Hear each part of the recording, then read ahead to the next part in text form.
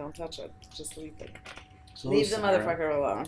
how are you doing? Good, how are you doing? I'm okay. So let me give you a quick brief of why I'm doing this. Okay. There's absolutely no reason whatsoever I behind love this. that. Yeah, so I'm taking a sabbatical of sorts. I'm just taking a break from commercial work. Yeah. And I still felt like I needed to do something. The cats will always be a part of the audio, I think. Yeah. It's the soundtrack to your movie. Yeah, pretty much. I initially thought of calling these conversations with cats, but they're unreliable hosts, and they don't want to hang out always.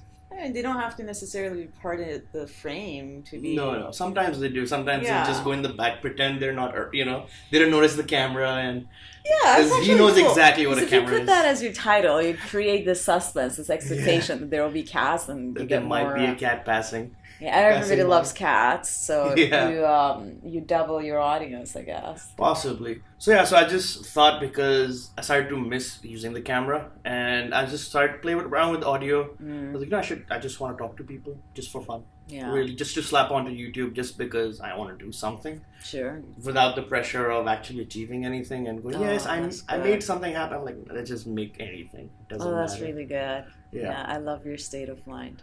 Yeah, well, it's all over the place at the moment. But this, like, I'm just gonna do something because I want to do it and I don't have any objectives. None at Takes all. the pressure None away. at all. Initially, I was like, I can do this really properly. Because I can raise the production value myself. I can get better lighting. I can get better equipment to film it. Have 2 cameras showing me as well. And I tried that the first time, and I was just like, I don't actually want to do that. I don't want to spend time doing production value work. I just want to hang out, just want to talk, want to experiment with audio, and want to talk to people that I'm interested in, that I want to get to know, that I want to know their stories. Okay. That's all. We So- just met. Yeah, so I want to know your story. You and I have known each other for quite some time, actually. AUD. I mean, I'm guessing we had this 14, conversation. 13 years. Yeah. Easily. Once. We met the last year I was in AUD. I graduated in 2004. Yeah, You and I joined- showed up like end of 2003, I think. Yeah. So, like, we had brief moments Yeah. of... Yeah. And as soon as I showed up, I literally jumped into the photo program because that was Yeah. my intention always. Well, my intention was actually to find cinema, because I was know. interested in film, but there was no film. You know, back that's then. how I started Yeah? with the arts. Yeah. I wanted to be a cinematographer. Same here. That's exactly Yeah. the same thing I wanted to do, but fell in love with photography, the darkroom and everything, and I realized, oh no, I'm stuck here now.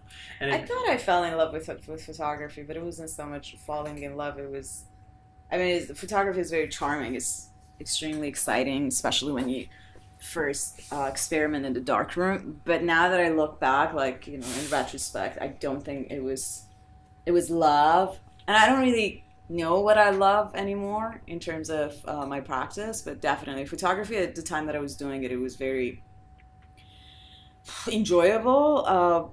But I don't think I did it out of love or passion. It was the only other option that was available to me when I moved back to Dubai, wanting to do cinematography. Of course, no programs back then. I'm imagining they have film programs in Dubai at the moment or someplace in UAE. But then photography was the closest to, like holding a camera, looking through the viewfinder and sort of retrieving it in the background. But what really captured my imagination was the darkroom itself and the techniques we were developing. yeah. But I think I was quite misinformed about this. The whole the way the AUD's visual communication program was positioned was very misleading. For sure. Yeah. So I think all of us felt that. I know, and it's quite unfortunate. Can I say all of this on camera? Yeah. You can say whatever you want. Yeah. And I've had this conversation with few of my mentors recently that at the time when this is like back in 2001, I joined AUD, not a lot of facilities, not that many, not that many options anyway I could have done AUS, which was better equipped, more experienced or whatever.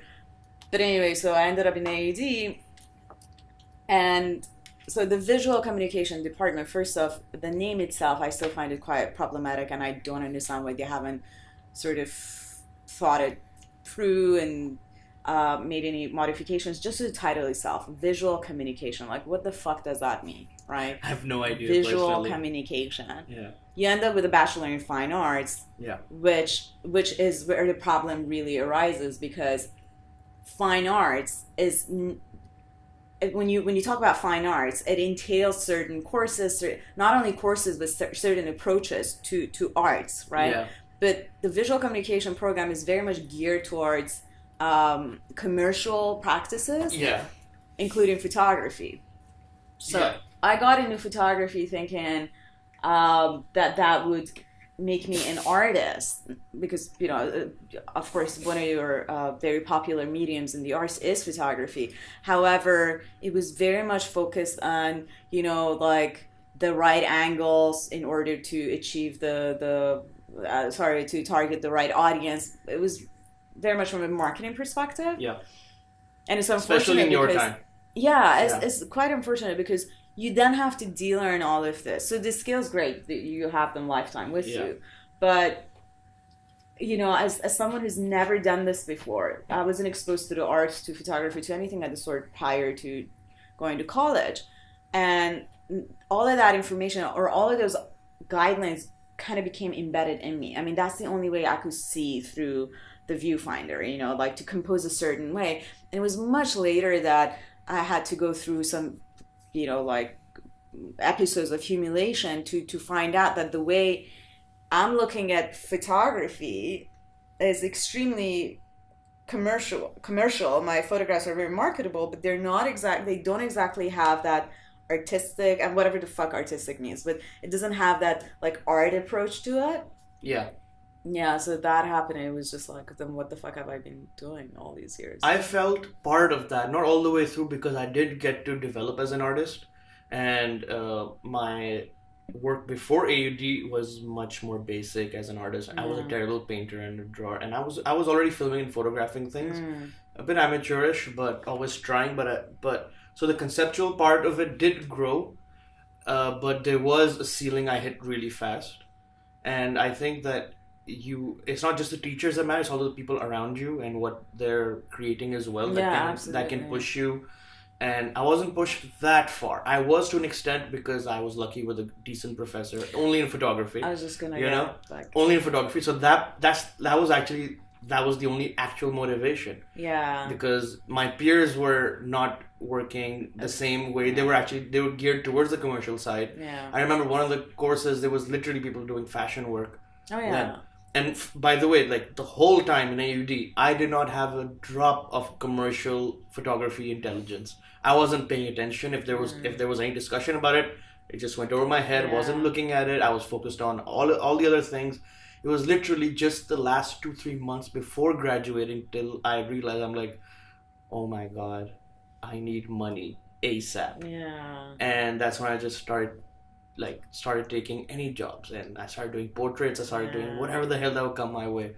So for me, I think the visual communication department thing, it didn't go either way in the end. It didn't go all the way for the commercial part, because there was no business practices courses for the artist, or the we freelancer. had like one stupid course, business practices in arts, which was not practical. No. You basically had to do some stupid fucking research that nobody taught you how to research anyway. Yeah. Just like, go fucking research.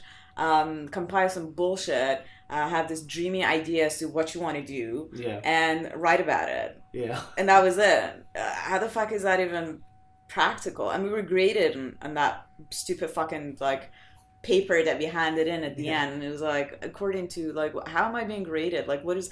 I mean, I remember I got a B+ or something out of that class. I was like, woohoo! I'm gonna set up my own business after I graduate. But you graduate, and then reality hits, and you're like, wait a second, they really haven't prepared us for anything. And what you said, and I was going to interject and sort of re-emphasize what you mentioned about the conceptual development, that was non-existent in my time, exactly because of the professors that were then teaching at AUD. And I know that a few more conceptually driven professors joined AUD while around the time that I was leaving, and it did help. Like, because I do look at your work, Kava's work, some of the other girls and guys that I'm still kind of in touch with, and their photography or whatever art practice is so much more conceptually, like their early works are so much more conceptually driven than my early works. Yeah. So, but it's still, I mean, like I recently taught at AUD again, and it still hasn't had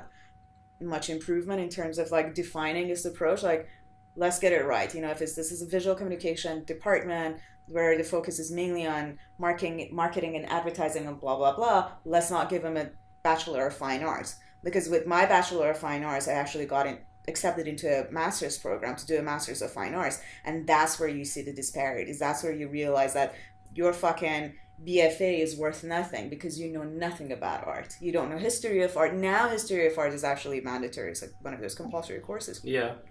We had to do history of design, history of graphic design. Why? And I graduated with a Bachelor of Fine Arts. So Yeah. I knew no art history. I knew absolutely no philosophy. I had no understanding of the art movements Yeah. around the war. I didn't know about, like, I could not differentiate. If you asked me what's the difference between modern art and contemporary art, I wouldn't know. I honestly wouldn't know, let alone, you know, the former movements. Yeah. I probably knew the world famous artists, the pioneers that everybody does, like any average, Yeah. not even like art enthusiast, any average person would have heard of like Dali or Picasso, and that was the limit of my knowledge when I graduated from AUD, because nobody really like pushed us or encouraged us, and it wasn't required to learn, you know, to learn the foundations, to learn the history of it in order to grow. It was just like project this and project that, and this is how it's going to be more appealing to your what is it, like your client or your market or your. I felt it was very grade based. It was all about trying to get the good grade. I was very lucky in the sense that the photography I was doing was forcing me to pick up books. I was in the library constantly, learning about things I didn't know about because I needed to inform the artwork I was doing. So even like a silly video project that it really wouldn't have mattered what I made. I know it. I could, as long as it looked visually appealing and technically appealing, I would have gotten great marks. Yeah, but I would have given a shit if it had like a backbone. Exactly. You know? But I went and I built a backbone. I learned about all kinds of things, learning new words like simulacra. What's a simulacra? Okay, let's find out. Yeah. And then forcing it into this stuff, learning about the people behind different movements.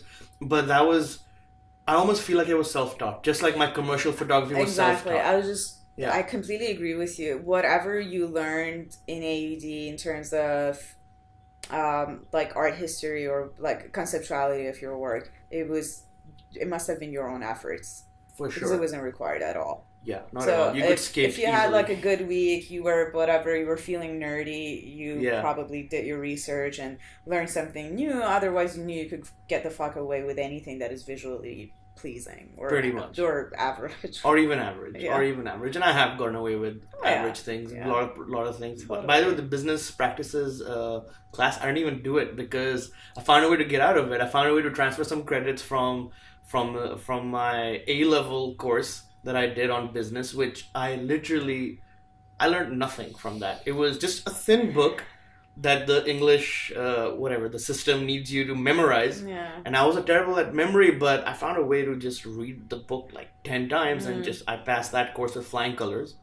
And I got an A grade and I just transferred the credit. I never had to take it. And if I could talk to me back then, I'm like, you get in that class and you take it again because you don't know what you're doing, boy. Like, had you done that course? I did it. It would have been a waste anyway. It was a complete waste of time. See, that's another thing I had to learn on my own, which is figure out how to run an actual freelance business as a photographer, as an artist, how to value yourself, how you value your work, how to value all of that. I'm still learning. I'm still making mistakes. So, of course, always. But yeah, I mean, I think it was no regrets whatsoever. It was really my own decision to come back to Dubai and study at AUD, but a waste of money. Fair enough. Yeah, I have no regrets either, but only because I would have known what would have happened if I didn't come to AUD. I was a lost cause. So I did the arts in my A levels back in Pakistan. And I wasn't interested in studying. I was not interested in education. I was partying. I was hanging out with the friends. I half-heartedly applied to a bunch of universities. Yeah. Because it was half-hearted, I didn't get into any because I literally not send some of the things they required urgently. I would just not send it. Yeah. And about so. Oh So yeah, I was back late. when everything had to be mailed, so it was Yeah, not like, okay, it I'm was going such to a pain. email it Yeah, tonight. yeah. So I was not interested. So a bunch of my friends went to college, and all the people who stayed behind, all the naughty boys, was including me. One of my friends was in Dubai, and he came to AUT in business and everything, and he applied for me. Oh wow. He literally, because he was so worried about me, he was like a really good boy, really God straight bless arrow, him. and he's like, this guy's in trouble, I need to save him. Yeah. And he applied for me, and I get a letter to my house saying, congratulations, pending some paperwork, you have been accepted. And I was just like, what? I know. You know, you just They have to would send this take money. anyone. Yeah, Like, back then especially. I mean, honestly, Yeah. there were students coming from Tehran or other cities in Iran who did not speak English. And I that know. wasn't a problem. I was in the dorms, I met a lot of the Iranians, Exactly. the Persians who could not speak English. They would enroll in, I think the ESL. first English class course you have to take is 101, English 101. Yeah. And they would have to start with like 988 or 987 or something. But they were practically enrolled Yeah. in college. In college, yeah. And they couldn't speak. But and they English. couldn't speak. Yeah. I was the president of the Persian club, right? So, AKA translator. Yeah. Oh god. I don't know if those policies have changed though, and I'm sure they have to an extent, but a lot of the policies are still exactly the same. Like, I don't see much has changed. In fact, I think it's become a bit more archaic in some ways. I think they have regressed a little bit, but frankly, my dear, I don't give a damn. Frankly, my dear, I don't give a damn either. Yeah, because We moved on, like we're like in our fucking 30s. Yeah. Complaining about like, oh, when I was 18 years old, Yeah. this shit happened to me. I mean, fuck It's it. all on me. We're both doing well, relatively well. Yeah. So I'm guessing AUD did do us good in one way or another. Yeah. It was a good space for me to grow. I wish I grew in other places, but We if met good people. Let's just put For it this sure. way, right? For We sure. met maybe people that I mean, come on, like I know. I'm still friends with you and Kaveh Yeah. and Layla and Mariam and Mina and a lot of other wonderful people who still, constitute my very close circle of friends. So Same here, and I think it was a decent environment to grow in. And I needed to grow because I was stunted. I was, we're all still stunted in many ways. But it did trigger a part of the Arrested Development was shed. Yeah. And it's a good environment in terms of college where you were like, it was for me it was the library and the internet really exploding into my life where like I wish I could go back and redo all of it. I would do things differently. Of course. So many things differently. Yeah. That's one of my weirdest fantasies, going back in time. I know. Yeah. And here's the weird part. I would go back in time and I'd go to my classes and I would ask my teachers to teach me. Yeah. Instead for of sure. like wanting to get the fuck out as soon as I could. Yeah. And worry about nothing miss but the classes grade. And not even like I guess you could take like you could have like 4 or 3 or 5 absence before they drop you. And I would make fucking excuses. Like, oh, I was sick, I have family issues, whatever. Like, I would go to every single one of those classes, and if my teachers didn't know how to teach me what I needed to learn, I would, like, fucking complain. I would go to the president of the university and be like, this motherfucker is not qualified to be teaching this course. Yeah. Because there were a few. Oh, God, yeah. There were a few. Yeah. It was just, that's what I would do differently. Ask to be taught, and if you're not qualified to teach me, then give my money back or replace that person. Well, if we had time travel, I would go much further back. Actually, I would find myself at just the moment of consciousness, which I'm not actually sure. I have a pretty bad memory. I'm like the only one in my family who just doesn't remember things. So I don't know when I went online, because there's a moment where you go online and start to remember. Oh, here I am. I'm in grade 1. Yeah, I guess. I know. There's like it's like somewhere you go online, Yeah. and I don't know where I went online. I just remember just flashes of images, and so I would probably go. No worries. I would probably go around age. I think 10's a good place. No. Okay. 8, because when my brother was born, I remember that.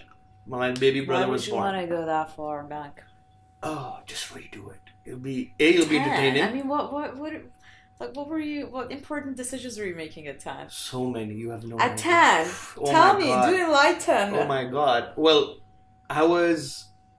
I think that's where the seed of relaxation in me, the obsession with relaxation and chilling out was born at that age. That's not a bad thing. It is a bad thing in the sense that, all right, let me give you an example. So there's people I know in my life, and there's people I see that I don't know, but people I follow online. There's like from YouTubers to just professionals or celebrities, etc., who have this work ethic that I look at, and just reading about it or looking at it exhausts me because I find it stunning that these human beings can push their bodies and their minds and their souls constant growth, constant development, constant production, just going at it. And I think back then I had a choice. I could have done that. So I had these two cousins. They were twins. They're actually my dad's cousins, but they were like just 11 months older than me. So we were always hanging out. And they were like about a 10-minute walk from my house. So I would like cross this really, really scary road and just get to their house whenever the hell I wanted. And their mom was a stickler. She would like beat them into studying and working hard. And I'm not kidding. Their whole lives, starting from grade 1, they would get these cups. Who comes first and who comes second. And in grade 4, I think, they had to be taken away from each other into different classes because they became so aggressive about being first, and one of them would have to be second. So they went to different classes so they could be first in their each class, and this was beaten into them, and they didn't look like they enjoyed it, but I think they kind of did. And I was with them the whole time. So they would get their asses whooped, and they would be sitting and studying stuff, and I would be just reading Hardy Boys, and they had like collections of books, and I would just go because I was a voracious reader as a kid. I would just read stuff, and they would study, and then their father would come home and be like, "Now you guys got to go outside and run around that thing for like 30 minutes." And because I wasn't his son, he wouldn't make me do it. He would suggest that I do it. Yeah. I wouldn't do it. I would just sit down and watch them. They were really naughty kids as well. So a lot of the naughty things I learned from them. Like sometimes they would pretend that they did their exercises by literally slapping their faces till they became red and just throwing water on them. So I learned a lot of funny tricks from them. But if I just hung out with them a little bit more and actually just committed, I mean, they're doing amazing now.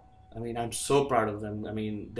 One of them graduated from Northwestern and Stern from masters. The other one was Harvard Business School, and they're doing really. They're happy. They've succeeded, because of that work ethic. Oh, and I'm shocked they're still doing it. I'm gonna like completely fucking no, that's fine. disagree with you. No, that's fine. But I'm just just shocked at like even now. Like I went to visit one of like both of them. But I spent time with one of them in particular. He would go to work. He would come back at 8 p.m. He would have dinner, and then he would sit down and work a little bit more. And I was like, dude, like, take it easy, man. All right, so I'm just going to stop you there because I think you're going to go like into like a little panic mode. No. You're doing fucking fabulous in life. For sure, right? But I don't have and that then work ethic. that is like, it doesn't fucking matter. That like work ethic or working 8 hours a day or like coming home and working even a little bit more, I really find that to be the voice of capitalism. It is the voice of the way society is structured in order to thrive, blah, blah, serve the big brother. What was the expression? And we fall fucking victims. I mean, these celebrities are successful. First off, success is a very arbitrary term. I agree right? there. And then secondly, all of these celebrities or successful human beings that we hear or read about, you don't know their entire story, of course, right? I agree. I mean, I don't mean to generalize, but I'm guessing that it would be true to say, it would be factual to say that we don't know what psychological or mental or spiritual burdens they suffer as a result of this super disciplined whatever lifestyle that they carry forward. I'm sure some of them may seem extremely happy on the periphery but suffer emotional voids or like whatever. So I mean, I look at you, you have, and it's funny because if I were to talk about my own insecurities and the things that I wish I would have achieved right now, you would turn around and tell me, but Sara, like, you've done this, right? Yeah. You come from this. And given our, also like, bearing in mind our circumstances, like, where the Yeah, fuck we for actually sure. come from, right? Yeah. I was born into war. Yeah. You were born in a country that didn't have a lot of resources at a time. I mean, we grew up in places that, you know, we didn't face poverty, of course, but But we they were, easily could have. yeah, I mean, it Literally was just one butterfly hard, flap of the wing, and I would exactly, have been selling cotton candy on a street. pretty much, you know. Yeah. I'd probably be whoring myself out. Probably. But I mean, like, you know, looking at the resources that were available to us, and not just financially. I mean, looking at our own parents or, you know, our community and whatever, like, we were given whatever. I'm not saying that we were given little. We were given generously, Yeah, right? for sure. But then comparing it to, you know, like, people that have had it more available to them, and there's you know, the ratio, right? If you've had everything so, like, easily, readily accessible to you, and you've done something great, I mean, good for you. But, like, you know, like, the little, like, success or achievement that I might have had in my life, I also kind of need to look at where it comes from, right? Does it come from a lot of money? Does it come from inheritance? Does it come from whatever? No, it doesn't come from any of that. I don't have any of those privileges. Whatever I have achieved has really been my own doing, right? Yeah. Sure, I have supportive parents, I have good friends, but none of it is from inheritance. None of it is from, like, you know, my fucking amazing nationality. It's actually, my nationality is very, in your case too, is quite limiting in a lot of contexts. For sure. So we go on and on about, like, you know, this quite problematic that we fall into this trap of comparing ourselves I do with understand others, that. you Yeah. know, because even, like, in your cousin's case, they had different parents. Those were their parents. Yeah. I'm You glad know, I had you- my parents. Exactly. You, Yeah. sorry, but you weren't born to those parents. So Yeah, that's yeah. what you had to deal with. That's what I had to deal with. And, like, I think it might be, like, a healthy practice, because I do it to myself too. I'm like, you know, had I, like, not partied in my 20s and dedicated more time to whatever. And I'm like, okay, you're fucking 35. Look at the things that you have done. And I don't mean, like, how much money I have, because I've got, like, zero in my bank account at the moment. But the things that matter to me on a, like, on a spiritual or on an intellectual level. And, you know, you've done fucking well. For sure, You know? I agree. I still believe this, but I guess it's always the grass is always greener idea. So you Yeah. always wish for more. You always, no matter how good you got it, you're like, oh, I want that we're as too well. self-critical, which is Oh, for sure. not bad, because it, like, we're kicking our own asses to move further and further in life. But that self-criticism can become, uh, you know. Negative. Thank you. I was gonna go Quite. for, like, a very Yeah. yeah, negative. Quite negative. Yeah. It's I It's call hot. it. Yeah, I think I might, yeah, Yeah, my just a coffee coffee. also. Yeah, what's it called? I like to compare it to. Hey, Boo Boo. See, he's given up.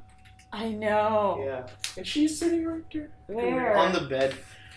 On the freshly folded laundry. Of course. Because it was a nice and crisp and hot, so Yeah. immediately. Oh, and that's like the new towel I was gonna use. So That's thank you. fine. She's a shedder, so she's shedding all over the place. It's Okay. like You I have live with to that. get the house clean professionally because I just can't do a good enough job myself because of her hair. Just her, not him. Just her. And for a short-haired cat, she sheds. By the way, like if you stress her out, you literally see hair flying. Oh god. 'Cause she's such a Yeah. stressful cat. Poor girl. Yeah. Well, she's not poor. She's having a good life. I know. I'm looking around, I'm like, this is literally their house. You just happen to have a bed in there somewhere. Yeah, pretty much. Pretty much. It's Yeah. it's like I'm so worried about traveling now.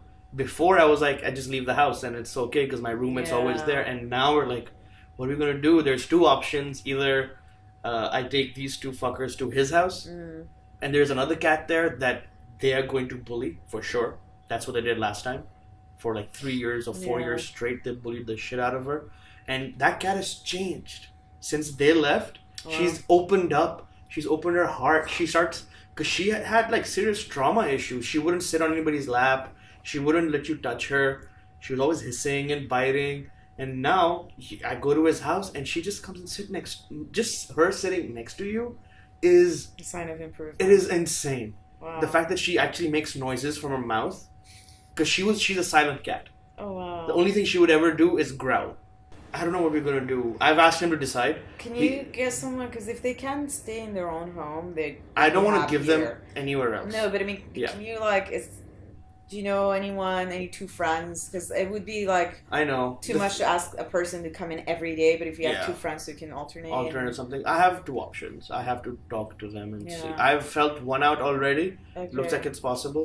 My go-to was always Mona, Yeah, but Mona is she's not here in this Canada. summer. Yeah, but she's always done it.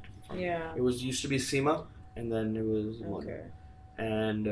And we used to use Waleed's Kava sister is too. around. Kava Not lives too far as nearby. well. Yeah. Not too far. Yeah. Not too far. He's about 10 minutes away. Yeah. So he came And right. they've got a he came cat, over so they here. understand cats. Yeah. needs. Yeah, for sure. Yeah. Well, these guys, all they need is, like, if I'm not here for 2 or 3 days, anybody that walks in is their best friend. You Of know, course. they just go nuts. Yeah. They yell. It's so. So I'm like really worried because I'm traveling quite a bit this summer. I'm doing like 3 trips. They will be fine. Yeah, it'll be Yeah. okay. They just get incredibly bored and they get incredibly angry at me when I return. Oh, Especially yeah. him. He gets like violent. Of course. Yeah. You have like literally abandoned and neglected them in their little Yeah. minds. It's like, you fucking asshole. You How walked could out you? on me. How could Yeah, I you? know. Even when I leave for the day and I come back, they act like I've been gone for so long. yeah. So they're like, you know, especially her, she has the cutest thing where she lies down and spreads herself in this really adorable way and says, "You can have me," you know. Aw. Otherwise, you can't touch her, right? Because she's this proper girl who doesn't want to be touched unless she requests it. Okay. But every time I walk into the house, it's this beautiful little layout that she does for me, Aw. with like and her arms crossed as well. It's one of my favorite things in the world to see.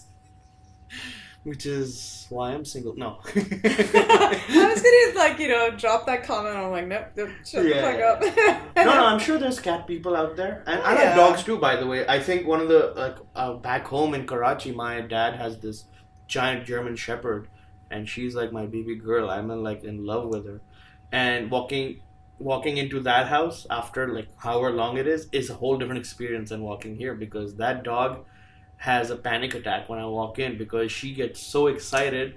She can't contain herself, so she just, and imagine it's like a size of a Great Dane practically, this German Shepherd, because she's a big for a German Yeah. Shepherd, and she just runs around like a maniac all the way around and jumping on me. It's one of the most loveliest things. And then she stick with me for the next week or 2 weeks, That's or so she just stay sweet. with me. With that, because she knows I generally interact with her, Yeah. like genuinely interact with her. I speak to her, I play with her, I take her outside, so she sees me as somebody who likes to be active. Okay, so we established that you like both cats and dogs. Ladies, if Yes. you're watching, he's Yeah. not just a cat man, he's a dog man too. Yeah. That came out wrong, In but- general, all kinds of animals, I guess.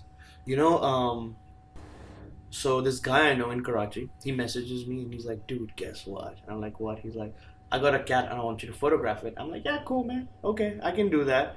You know, and I'm like, and this guy's like a well-off guy and everything, and then he sends me a picture, and it's a fucking tiger cub, and I was like,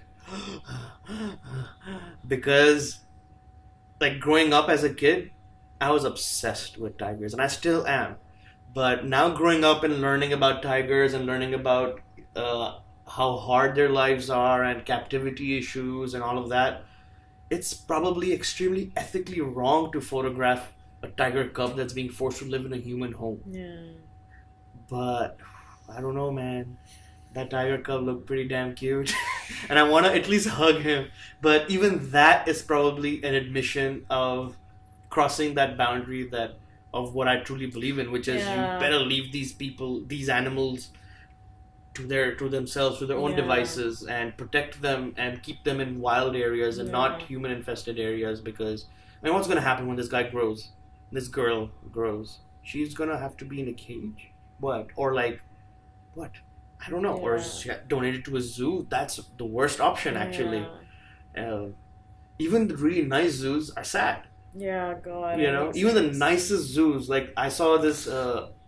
When I went to the U.S. last 2 years ago in Ohio, I saw this amazing zoo, and I had a great time looking at animals I've never seen in my life. So many things I've never seen, like giant, what are they called?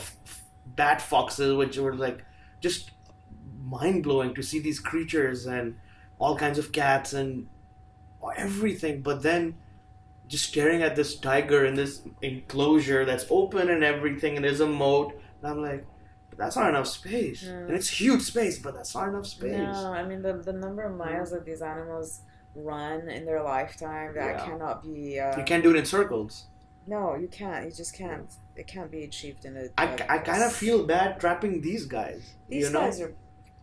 No, like these guys chose to. Him, be. yeah, but him in particular because I mean, he could have been a tomcat because he has the size. If I didn't cut his balls off, poor guy.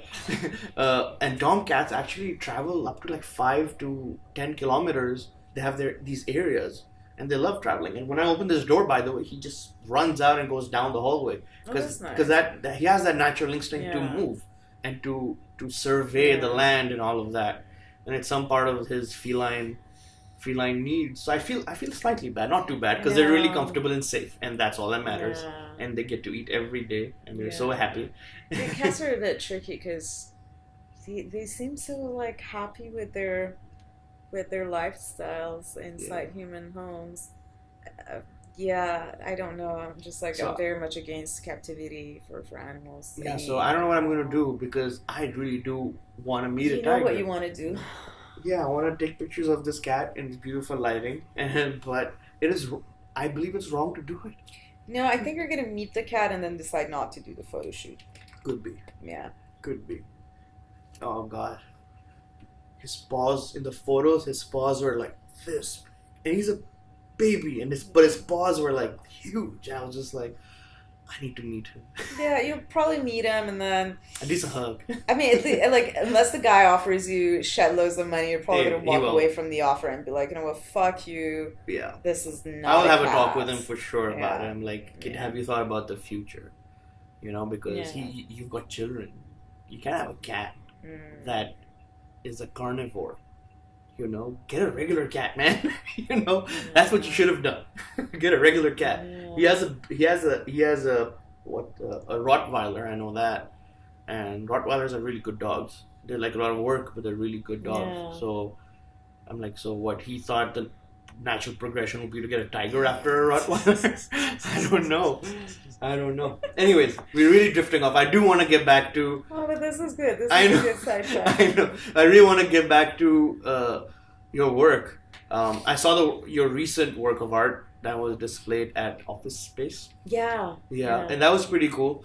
That wasn't too bad. Yeah, and Mona explained to me, even though I read your synopsis like 5 times, I would forget, you know. Because that walk from after you read the synopsis and you walk in, you've already forgotten what it said. Okay. You know? It wasn't a walk though. It was just. Like, I know, it was literally 3 steps. On the door. Yeah, literally 3 steps. But when you look and you're like, okay, you forgot what was what's happening here. Yeah. You forget it's even connected, you know? Oh, that's a good thing. At least to me sometimes. And I knew it immediately. I'm like, she's lying. That's not what he's saying. Even though I don't speak Persian. A lot of it is actually what he said, right? Because the whole thing about language is the like really the exclusivity of a language to the speakers of that particular place. So in that little video, you could be from Iran and you could speak Farsi and you could still you'd be able to follow the conversation, but all the the background noise would be completely like irrelevant to your understanding of the work. So that's something that fascinates me. And then of course using subtitles to inform a foreign audience, I find that extremely manipulative, because who gets to decide the authenticity of this translation, these subtitles? So that is me translating the Farsi to English. There are parts that I'm actually fucking making up shit. There are parts that, so I'm not lying actually. Like it's accurate translation to the best of my knowledge, and I've worked as a translator in the past, so it's not bad translation. However, there are parts that the guy is silent and there's subtitles running. Yeah. Right? But because there's background noise, Yeah. you think that you're maybe not able to hear him very well. But it's not the best audio, so you're absolutely. And you give up on the audio anyway because you're reading. Once you start reading, you rely on nothing else. Yeah, and I've you're like in the back too. of a cab, you hear like cyclists and whatever street noise is happening. So you get caught up in that soundtrack of the street life, and where he's speaking and you're reading the subtitles. Your mind kind of does play that trick on you. That there's got to be audio, of course. I'm just not hearing him speak. Yeah. You end up reading movies and stuff when you got subtitles on. And I've noticed that in films too. Once in a while, you'll see a film where they're speaking in Urdu or Spanish, and the translation won't be exact. And I'm like, that's not what he really said, bro. That's not really what he said. He said something else. Yeah.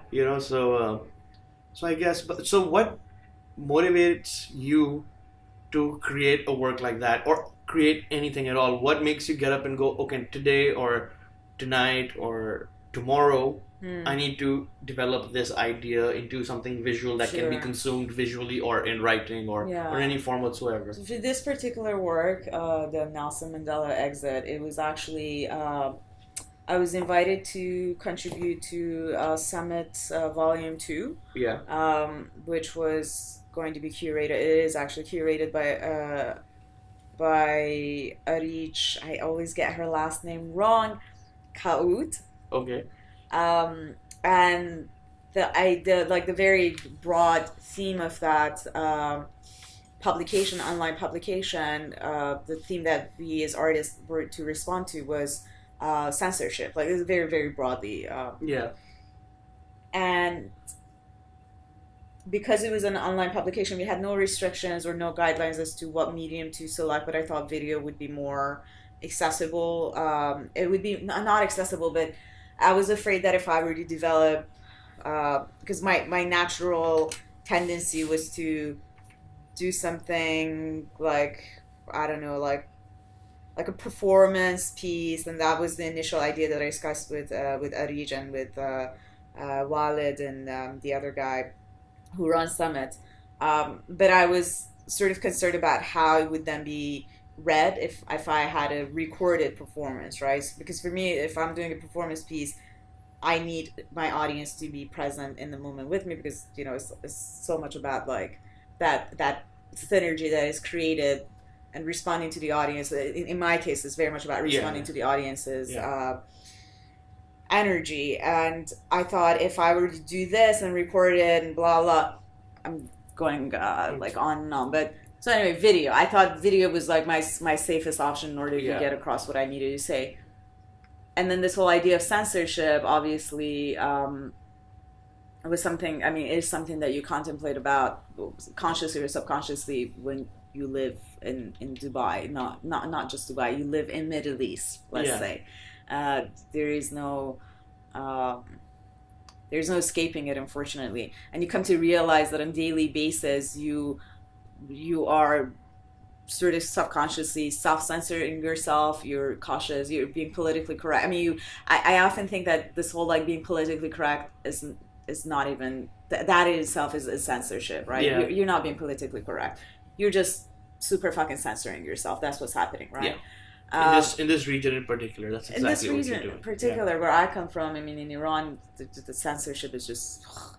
we actually have a ministry for fucking censorship, like a legit ministry that does censorship for us. So yes, as artists, you can say whatever you want. As filmmakers, you can make whatever you want. It will go through this ministry. Well, they will generously censor it for you, and then before distribute it to the public, because God forbid anybody would shatter their innocent minds. Yeah. So that's something that I grew up with, and I see it in practice every day in the context where I live in. And at the time that I was invited to be part of this publication, I was also preparing for my solo exhibition in Tehran. So I had very little time to like really develop my ideas in Dubai, because I had to travel to Tehran. And and I'm glad I went to Tehran, because once I was there, it kind of like this whole journey of mine preparing for my exhibition coincided with riots in Iran. Yeah. So there I am, preparing for an exhibition that is going to be held in this gallery in like uptown Tehran, and there are riots across Iran because the price of egg tripled overnight, right? So Tripled. yeah, doubled or tripled or whatever. Yeah. But people are out in the street protesting. I mean, obviously, very soon it escalated to more political agenda, but it initially was to protest the price of egg. People could not afford to eat egg anymore, and that was the problem, right? Yeah. So you know, right, like in my face, like I am there to exhibit artworks to people that understand artwork or don't or whatever, but they're concerned enough to show up to this exhibition. Yeah. And like 80% of my country is protesting the price of egg. Yeah. Right? So I'm sitting in taxis going from at my mom's place in Tehran to the gallery on a daily basis or other places that I need to, and these conversations come up with the taxi drivers. And that's when I started recording them. And at the time that I'm having these conversations, these very honest, open, informal conversations with these taxi drivers, I'm also watching the news on BBC and CNN and whatnot, Jazeera, the reports from Iran. I mean, I'm there, like I'm in the midst of these riots. I'm not partaking, but I'm like, I have a full understanding of exactly what the fuck is going on. How many people are injured, like, you know, like the properties that have been damaged, blah, blah. And the reports were just fucking, it was just ridiculous. It made it look like, in Euronews particularly, they made it look like there was a fucking civil war happening in Iran. That's what it looked like, I remember. I'm like, motherfuckers, what are you talking about? Right, sure. It looked horrifying. You know, it is still horrifying. 100 people, 200 people. Yeah. 200 people showing up and yelling and breaking shit. It is still horrifying, but it looked like a revolution. The fucking propaganda, you know. Yeah. Like, you chose one particular moment where all those 200 people were together in the same place, so it looked like this massive, you know, riot, and you chose that one particular moment where some dude breaks something or sets something on fire, and it is horrific, right? But this is like, you know, where I fucking hate media, and you use those little tiny glimpses, clips, whatever, to narrate a story that then serves your international political agenda. Create the narrative completely based on whatever reasons. But I really think is just to make things seem much more exciting than they are always. I mean, for whatever purposes. We're not even going to get into that. Like, political or otherwise. It's just in most cases always like some political agenda behind it. Yeah, for sure. So this like curated, choreographed riot, as you see it on Euronews or Fox News or CNN or whatever, versus the reality that I'm experiencing on a daily basis. That to me in itself was an alternative form of censorship, right? So censorship is not always I'm going to cut this bit of information out and replace it with whatever. That in itself, you know, that like reality versus TV for me was like a very inspiring form of censorship to then develop this video work. Yeah. And that's what I did. I just sat in taxis, talked with drivers and recorded them, and then I sort of manipulated the translation and the subtitle timing. Yeah. And that's it. That sounds... I love the idea, but for me personally, to watch the creation of the work is always more interesting than the work itself. Yeah. I don't know. I like the process of work. Of course. Not me doing it myself, but other people's processes. Yeah. My own processes are their hell because you're working, you're trying to get things right. Sometimes it fails miserably. Like the last work of art I made was like rejected. I was just like from an exhibition. I was just like, I shot this specifically for a reason. That I put all these. I'm like, oh, I must be rusty because it's been so long. It's never that. You just didn't fit in there. I just didn't. Exactly. And it was absolutely fine. Yeah. I didn't, like, it was not something that I took too personally. Yeah. But I just remember going, oh no, that was an effort that I could have directed to something else, but I had to get it out anyway. Yeah. It was a really personal piece. Yeah. It was really nothing that could Yeah, be and I do interpreted by agree with anybody else, you. I guess. The process is always so much more exciting than the end result itself. Yeah, for sure. Like one of the things that really excited me while doing these like little informal videos and back with taxis was very soon I realized that the name of the street where this gallery is situated is Nelson Mandela, and Yeah, the irony of that, yeah, like we're driving through riots and chaos and whatever to get to fucking Nelson Mandela yeah. Street. And that moment, I was like, okay, that's the fucking title of the work. Is That was the only thing that I retained actually from the synopsis was Mm. the title because of the title. Yeah, it was Yeah, just super ironic. It just made yeah. the whole And somebody thing else like the also mentioned it. satire Yeah. was just like too obvious. I know it was too obvious. It was too easy, but I'm like, I can't help it. It's got to be there somewhere. Do you believe that you can specialize your fine art work in terms of discussing specific things? Because a lot of artists like focus on really specific things that interest them and just stick with them for long periods, Yeah, like whatever it is, like sexuality or gender or yeah, identity, whatever. There's like different topics. yeah, Or do you feel comfortable jumping from politics to personal expressions of things yeah. to all kinds of things, or do you think I that don't think I'd limit myself to a particular area, but over the years, just looking back, I have realized that because this usually comes like you kind of do have to ask yourself these questions when you're requested to submit like an artist statement. yeah, Like, what are the areas of your what are your interest areas? Or some stupid fucking question that you need to respond to. yeah, So you kind of need to ask yourself those questions, like what is it that I'm researching, what is it that I'm exploring. yeah, So kind of looking back at all the projects that I've done over the years, I'm like, okay, so there are three areas that have been there. I mean, they've definitely changed color and shape and smell of and course, everything about them, but as you do, yeah, as you develop as exactly. well. So But the essence of it has always been the same, and one is obviously the belonging and what it entails. yeah, Second one is which I'm guessing I'm a whole lot less not attached, but I'm a whole lot less um, what's the word? Not in, excited, like okay, and not enamored with. yeah. So I used to be very like you know woman rights Hmm. and the equality and the blah And blah. the feminist movement. Yeah, and Yeah, which yeah, is still a huge part of my of course. thinking, but I'm just not so.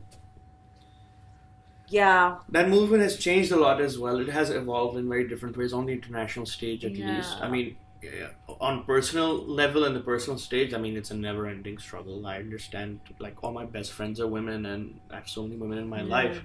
Uh, I'm usually horrified by what they have to go through, even like the yeah. most basic things, like just the I most just feel basic like I stuff. don't need to yell it anymore, And at the time that Yeah, I was yelling it was yeah, definitely yeah, necessary for my growth. yeah. As a 20-year-old artist, you kind of like You're louder when you're younger, I think. you need to yell it because you think that that makes you fucking special. Being a Muslim Iranian woman doesn't make you special, right? That Yeah, that's your golden ticket back yeah, then, right? yeah, And I remember when I did my master's in London, that again became my trophy, yeah, my persona because I am Iranian, I am Muslim, and I am female, right? So yeah, you can't even fucking argue with that. It yeah, gave me this really entitled, privileged sort of posture that no one would even dare, like poke at because like yeah, how dare you, how would you know, like you yeah, don't know, I'm this like fucking.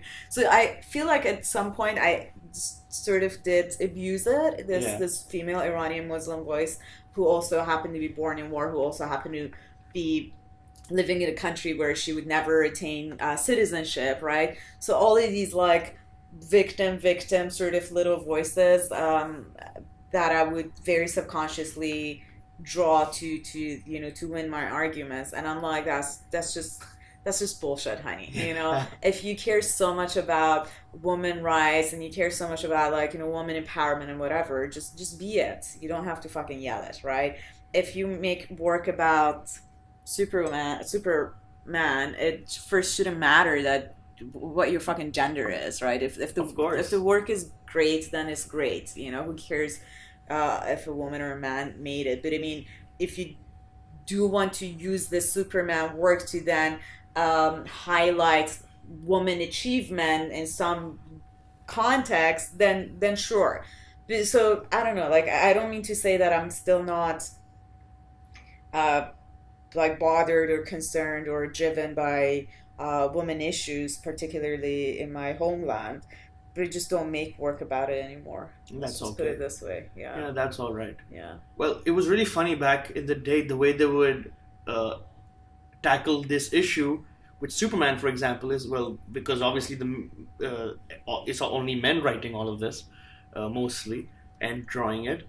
They would just create a female character. So they'd be like, "Oh, we need a female Superman. Let's just make Supergirl." Done, you know. And now we've done it. And it's the thing was, it was always men informing it. It's only recently that now there's Supergirl TV show where it's I know you don't know, but it's like all so it's like backed by women, written by women, directed by a lot of women, not all the time, but a lot of them. So I find that pretty interesting. Yeah.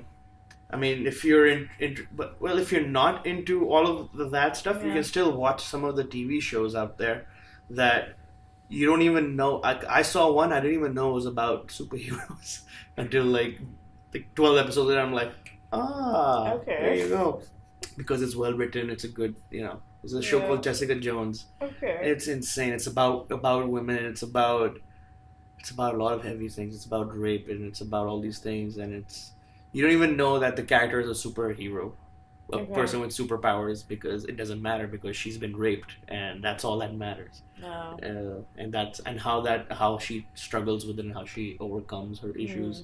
Very powerful stories.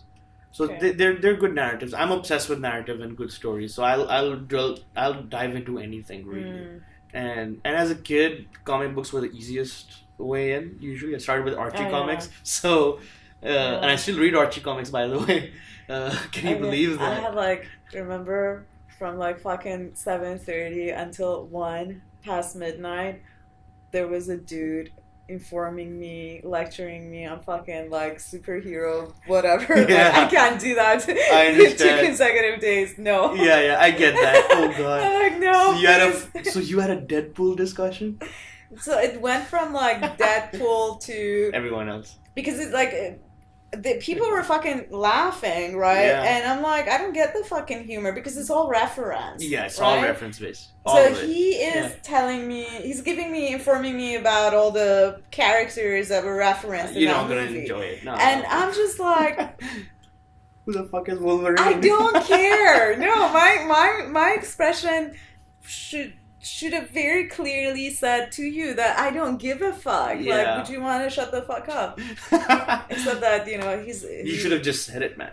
By the way, some guys just don't can't read women that well. Yeah, some people are so worried about themselves and how they're presenting themselves, they stop taking the stimulus in to absorb it and to interpret it and then respond. Somewhere online where he would have access to. No. If you ever watch this, I have a total mad crush on you. And the only reason I didn't tell you to shut the fuck up is because I have a crush on you. No, fair enough. I actually have the same issue with discussing art sometimes, because I have found aspects of fine art and all that extremely snooty and extremely highbrow and extremely not inclusive. From all kinds of places where I've felt pushed out of the art world. And it was also me as well, literally taking a few steps back from going, I don't like this world. I don't like the pretentiousness that was around it. I didn't like the fact that somebody told me to dress a certain way. What? When I was starting out as an artist exhibiting, they told me is how that to dress. A curator? Yeah, they told me you need to dress like this and you need to do this to sell, because we're gonna make you big. We're gonna make you a collector. We're gonna do this and then and now sign this please, so that we can be exclusive. And I was freaking out. How old are you? 22, 21. Okay. Yeah, and I was freaking out. I wasn't ready for that. And now if you say exclusive contract with the gallery, let's do this shit. Let's try to sell some work. But back then I was like, I don't want you to own me and all of that. Voice of the rebel. Yeah, and I abandoned fine art for years because I found that curating world, that gallery world, found it generally nasty, and I felt like, and I saw people lying. I found people lying, either to me or to other people in front of me, like blatantly, and then bitching about each other and all of that. I was like, oh, so the art world is nasty. Like any other world. Like any other world. Yeah. And then I moved to fashion, and it turns out it's the same shit. Yeah, it's the same shit all over. Exactly the same shit, actually. Yeah. In some ways, much worse. At least in the fine arts, there is mutual respect. In fine arts, there's mutual respect. There is respect, there is respect involved. In other stuff, there is no respect. Where they're literally gunning for each other to fail sometimes. I've been very lucky. I've been managed to avoid a lot of negativity in both places because I just leave when I see that kind of attitude. I don't accept the client. I won't accept the show or whatever. Yeah. And I kind of bombed my own art career by backing away more and more and more, and then stop applying to galleries, stop going for art shows on purpose because I was like, I don't want to do that. I don't do that. Honey, I still don't do it. Yeah. And now I'm like, oh shit, maybe I did want to make the artwork, and I took that away from myself. Exactly. I was just gonna say that. Like, you make the artwork. Like, I know. You don't have to be part of that system where, and I say this with with a lot of stuff. Like, I'm kind of contradicting myself because I do think it is important that you have your audience, but your audience is not necessarily the gallery audience, right? So make the fucking work, share it with people that matter to you. Kind of like what Mona did with Office Run. You know, the turnout was great, but it wasn't like a huge number. But I mean, the people that did show up to that show were people that I actually would have wanted to reach out to see this work, and it was very exclusive.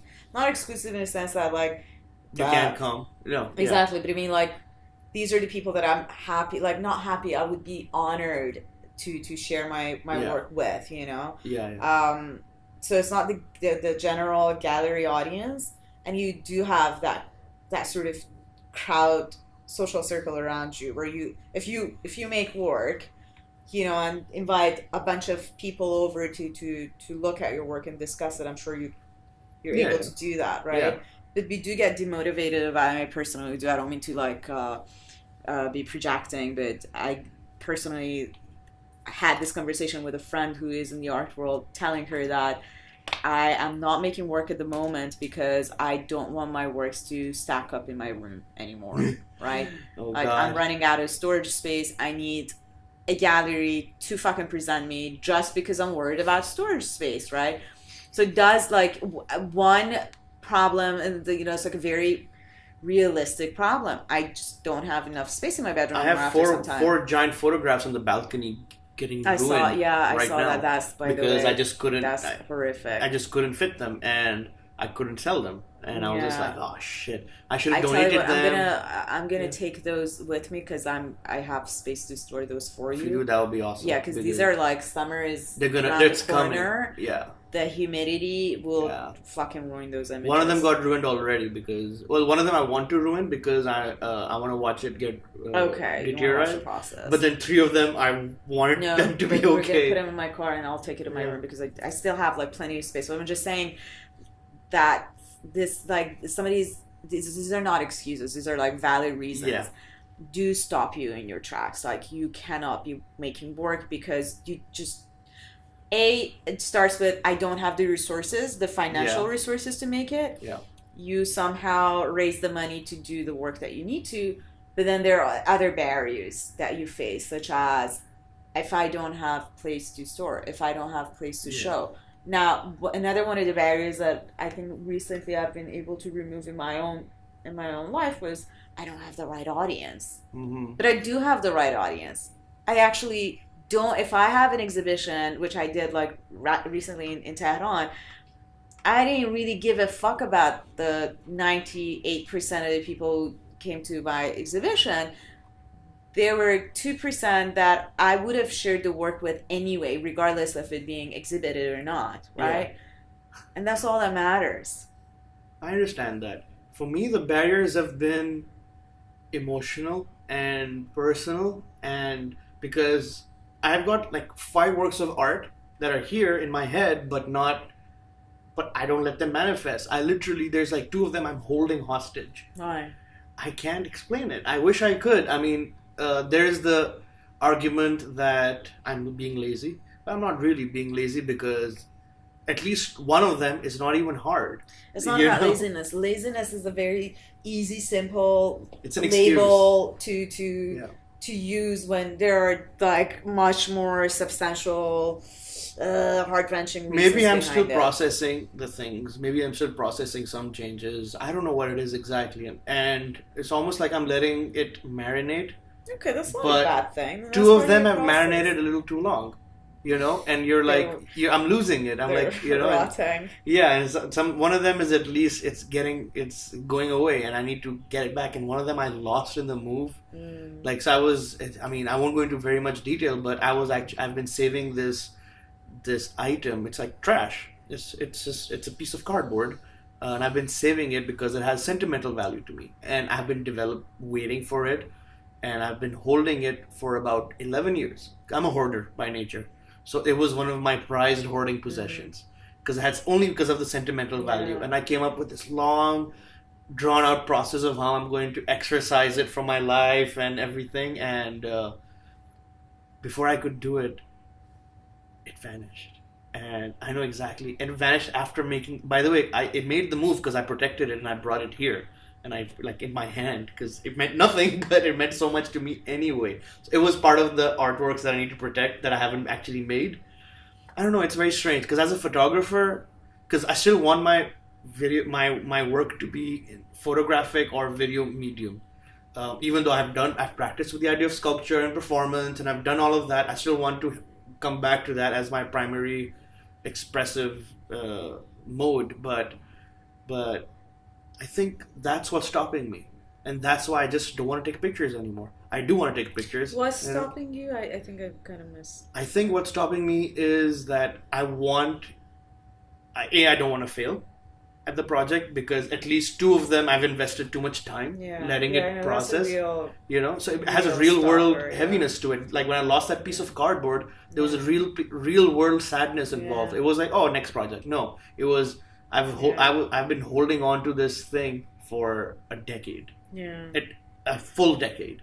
And it means nothing to anybody else but me. So it's a personal art piece. And then there's another work of art that I've been developing. So I've been collecting some things, again, hoarding. And that is like really valuable and personal to me. And I really need to protect that piece. And the longer I wait, the worse it's going to be, actually. No. Because these things are not going to last long. What I'm hoarding. Okay, Yeah. what you're hoarding? I thought that. Yeah, I'm hoarding soap. Okay. I'm hoarding used soap, and it doesn't age well, and which is okay. So I want to photograph it. So I'll tell you the process. So the idea is I'm going to be photographing these pieces of soap on just a plain colored paper, white. They're all white. So I want to try different colored paper. So and I've been collecting them for about 5 years. 5 years or so. I don't know how many I have. I haven't counted. It's not about the number. It's about just the act of collecting it off somebody and then photographing them in these beautiful ways because they represent a bunch of things to me, whatever. So my process is collect them, and I can only collect them like once or twice a year when I'm with the person who's I'm stealing the soaps from, and I'm stealing them. Yeah, she kind of is. And but then what I do is I go and I plan out the shoot, I plan out lighting, I plan out the backgrounds, I go and buy the backgrounds. And then I don't actually do it. Yeah, there's a real fear involved there. There's a fear involved that, I mean, and the funniest part is I live alone. Nobody will even know. I can shoot it, hate it, delete it. It's not about the embarrassment doesn't come from, or the shyness, the outside. embarrassment, the fear is definitely not external. It's you like going through some, and I'm starting to like sense that this person you have some sort of a complicated relationship with. No, it's just love. That's all. Okay. It's not complicated. It's not. Okay. Is this an expression of something that person's been going through, and these items represent it? Just fucking do it, Nike, man. That's how simple it is. I mean, so many people have said that to me over the years about different things, and like all the motivational speeches because I need motivation. It's literally just shut up and do it. Shut up and do it. Yeah, just like fucking do it, man. Almost there. I just bought brand new backgrounds again. Yeah, but they get ruined by the way. One thing that does help, especially because you work, you have worked many years now in the commercial sort of Scheduling? Exactly. Yeah. Like, seriously. Yeah, and like we schedule this right here. Exactly. Right? Yeah. Like, treat it like it's for a client. Yeah. And you can't, and the client is leaving Dubai Yeah. in like 7 days, I'm 18 leaving hours. soon. Exactly. Yeah. And schedule it and honor it like you would honor clients' commitment, time, and blah, blah, blah. And also designate like some sort of definitely like not monetary reward because you can't pay yourself, but it means something like so like it's like fooling yourself into believing that there is going to be an exchange, and there won't be, that exchange will not happen unless this work is completed and accepted by your client. Well, I think if it works out, then that's the fulfillment on its own for sure. And I do love the idea. I've tried it a few times. Yeah. Like just have another work of art done. Yeah. You know, because I do feel rusty, especially after that video piece I made like 2 months ago. I felt rusty doing it, and I felt rusty editing it, and I felt rusty at the final, with the final result. I was like, oh man, like I need to reshoot this, but I couldn't reshoot it because I'd lost the space I was shooting it in, and it was about the space anyway. So I lost the space, and I was like, oh, if I reshot this, okay, so let's use it as an exercise. It's an exercise. Absolutely. It's just a sketch. It's just a workout. Yeah. You know, trying to get back into the workout game or whatever. So I wrote down all the things I would have done differently. Yeah. And that's what actually led me to audio, because the first thing I saw was, okay, the audio was terrible. Oh, okay. And from the commercial perspective in my brain, I was like, no, you need to have better production value, because that's the least you can offer an audience. If you can offer good quality, if you can offer good conceptuality, you can offer good production value because you actually know how to do it. Just have to spend time, and it's, you know, it's full of effort. Yeah. So I don't know if you relate to this, but this was one of my struggles shifting from photography to other mediums, and it may apply to you. Just bear with me, because I think it is a real issue. With photography. I'm sure, you know, there's a lot of planning beforehand, there's a lot of post-production, whatever, right? But everything, literally everything, so not minding the, you know, the pre and post-production, but everything literally takes place when you click the shutter, right? It happens like that, a nanosecond, at best like 2 seconds, right? So the temporality of this medium is something that is extremely different from other mediums, right?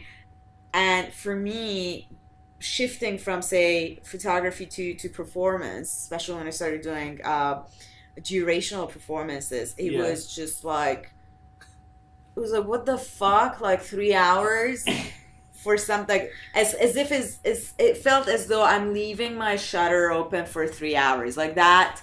That cannot happen, right? So what I discovered, like much later, of course, what I discovered is that I have this, you know, when we talk about fear, that is not good the first time. Because if I take a photo, right, and I can look at the back of my camera if I'm not doing analog, and it's terrible, click again, right? It's terrible, adjust my lighting, adjust my whatever is set, click again, right? It might even take an hour for me to get that one perfect shot. But an hour. And after that, if it falls away, once you did get it, it's okay if it fell apart. And once you get it, like, there's so much you can do with Photoshop, and you know, there's so many ways you can salvage this piece of work. But if I do fucking 3 hours of performance, and it's shit, like the mental preparation, the physical fucking preparation to do this another like 3 hours is like, I'm just fucking not gonna do it again. And this is where sometimes I find myself kind of like catch myself red-handed, that I'm not doing something because it takes a lot of my resources, both financial and time and everything, that if it's not the result that I want, that I'm doomed. Like, I can't repeat this, so I'd rather not do it. You know, because if I spend, which is, it's funny because one of the pieces that I'm developing right now, I'm doing it in this like super expensive paper, just because it is the only type of paper that would absorb and hold the oil that I'm using without it deteriorating over time. And the oil is very cheap. The paper is super expensive. I then need to have like bear the heat by opening my balcony doors for like several days to get rid of the smell of the oil. So it's Oh like kind shit. of like a, I'm like, if I do this motherfucker and it fails, You won't do it again. I'm not going to do it again. First Yeah. off, I won't have the money to purchase a paper for Yeah. another like month or two. And then secondly, this whole like having to keep my balcony doors open in the summer heat. And, Yeah. I live with my dad who's not going to tolerate the smell and the odor.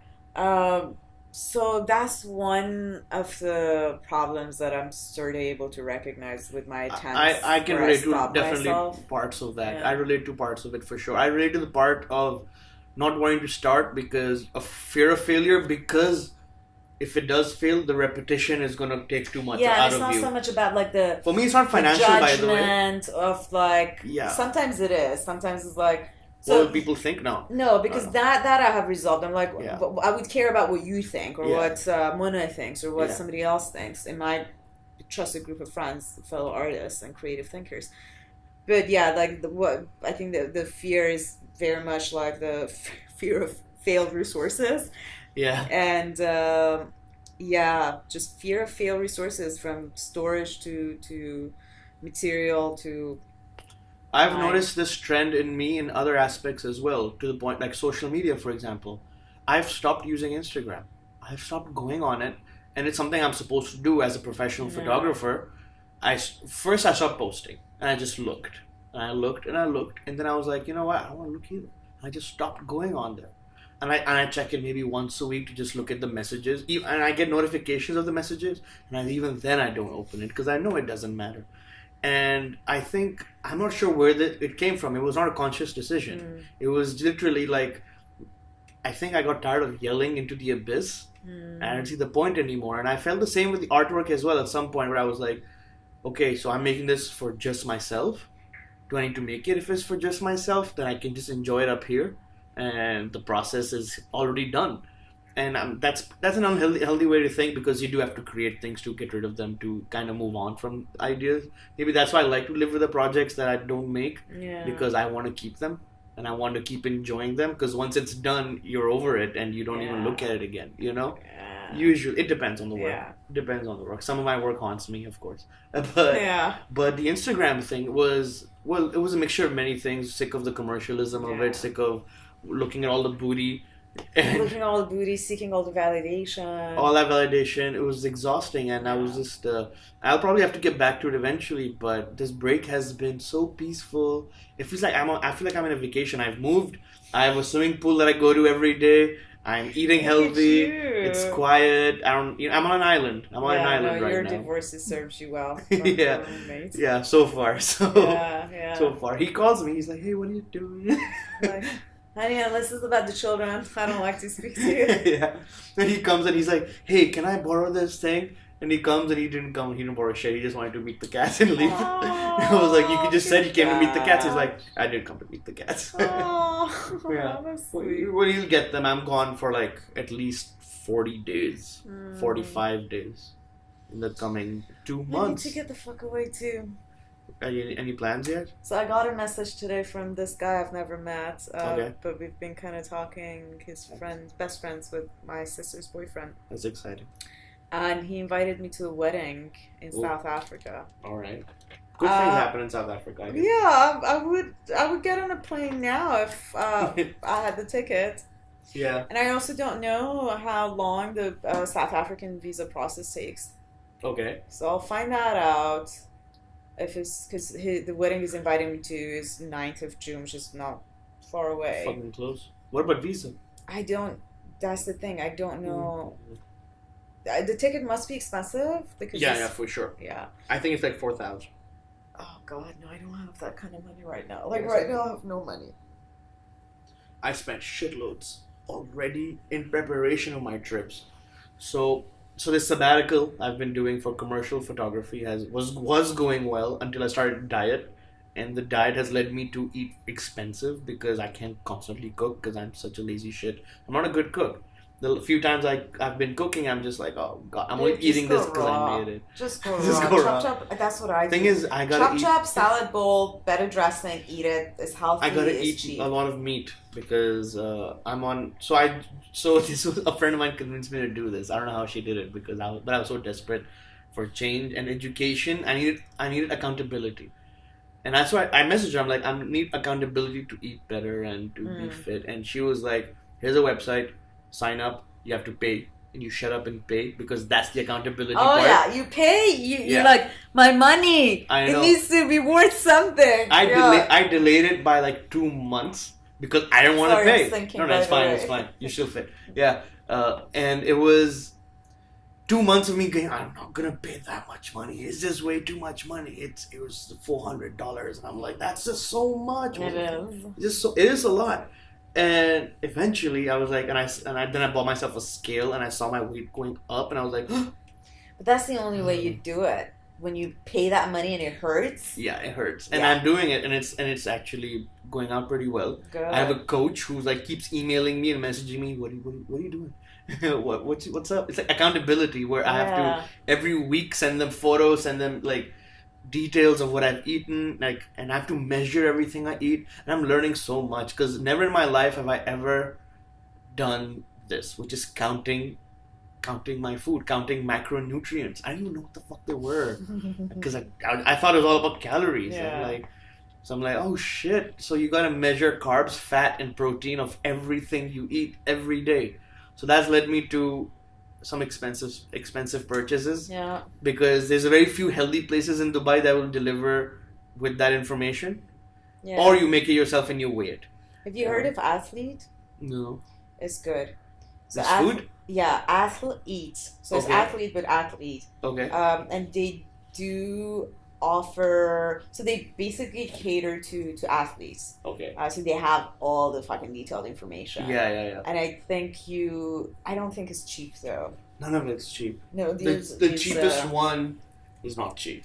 The cheapest one is 28 dirhams for a lentil soup, which is what I had today for lunch. So.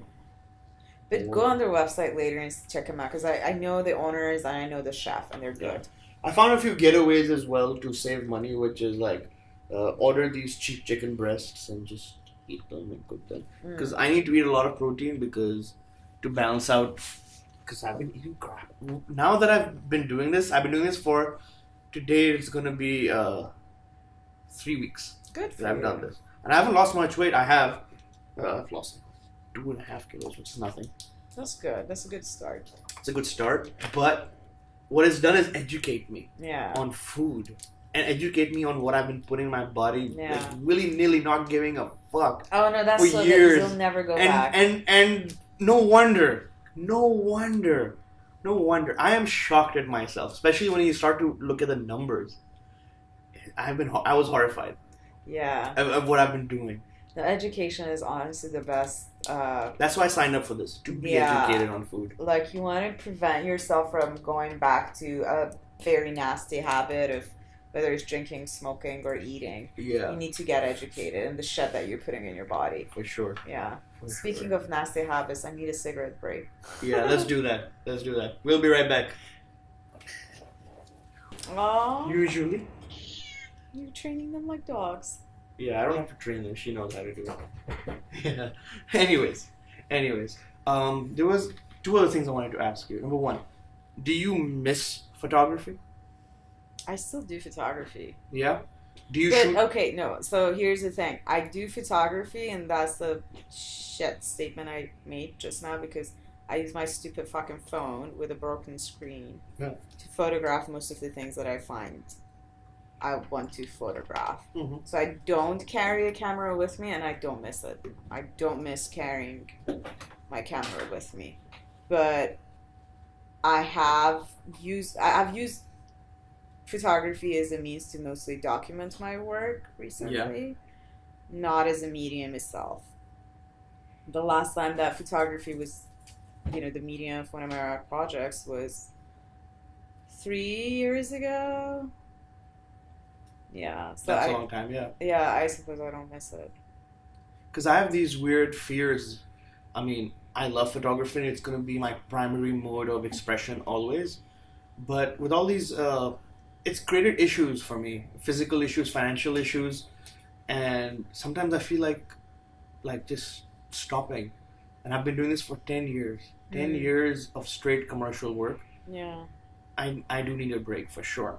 Yeah. So I'm taking the break, but I'm like, what if I don't get back into it? What if I don't want to? Because these things are heavy and I'm tired of it. Then you don't. You know? There's no loss. I don't know how to do anything else. I never trained myself to do anything. Only thing I can do is possibly impart the knowledge I collected in the last 10 years. But I'm not sure if that's going to be rewarding. I've given workshops and stuff, and I've given private tutorials and tutoring or whatever, little courses and stuff. But I'm not sure if it's going to be the same. So I'm a bit of a crossroads of sorts here. As a backup, I bought myself a small camera, which I actually really love.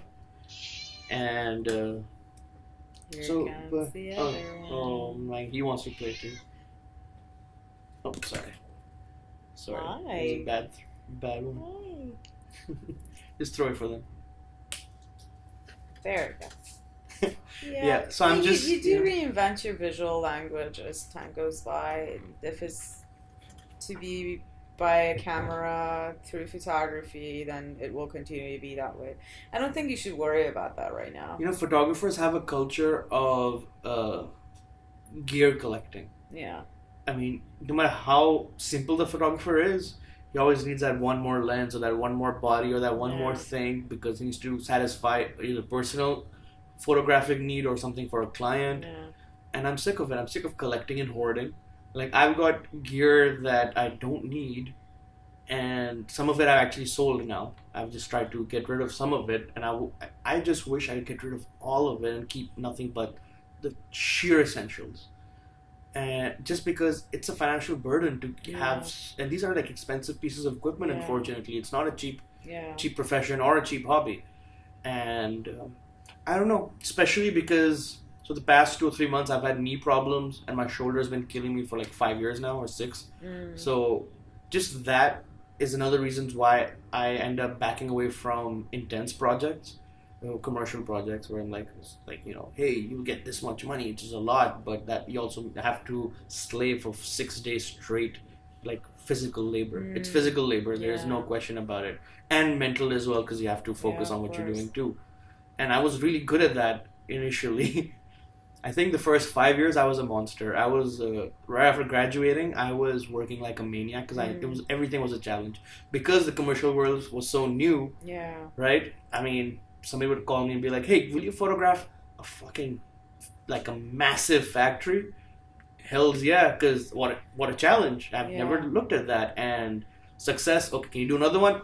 Yeah, let's do it. Let's make it harder. Let's make it harder and harder because it was the physical challenge of it, and the mental challenge, and then the work, the rewarding work, and then obviously the financial reward was wonderful.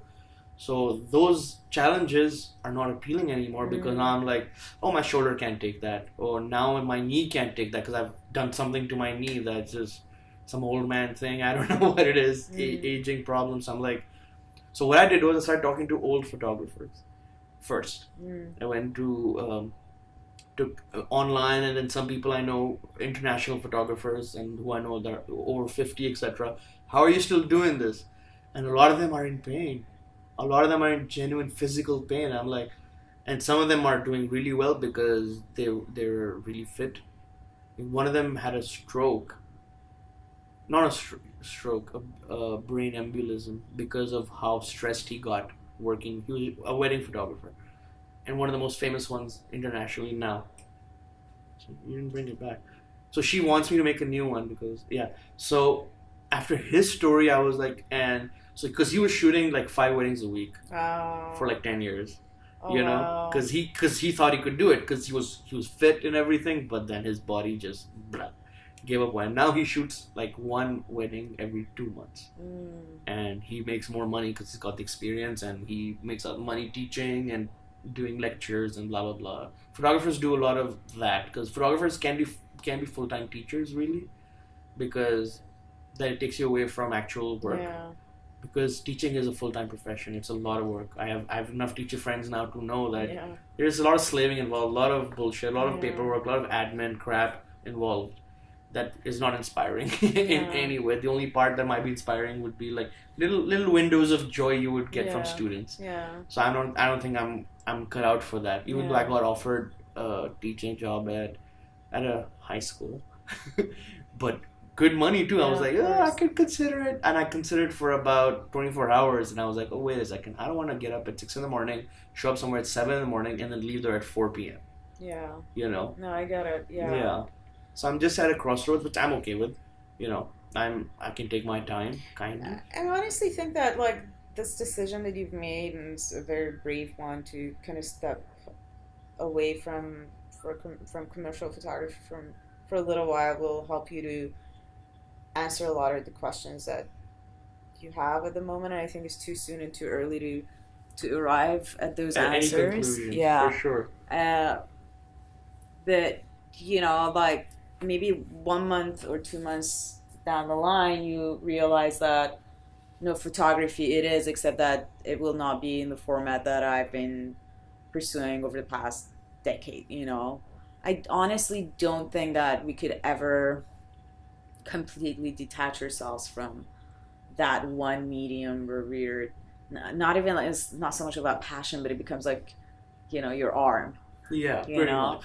but if there is something in that, the way you utilize that arm that doesn't suit your personality or your character or your worldview anymore, it doesn't mean that you're gonna like cut yourself, cut it off from your body. You're just gonna have to reinvent your intentions, your vocabulary, your narrative. Yeah.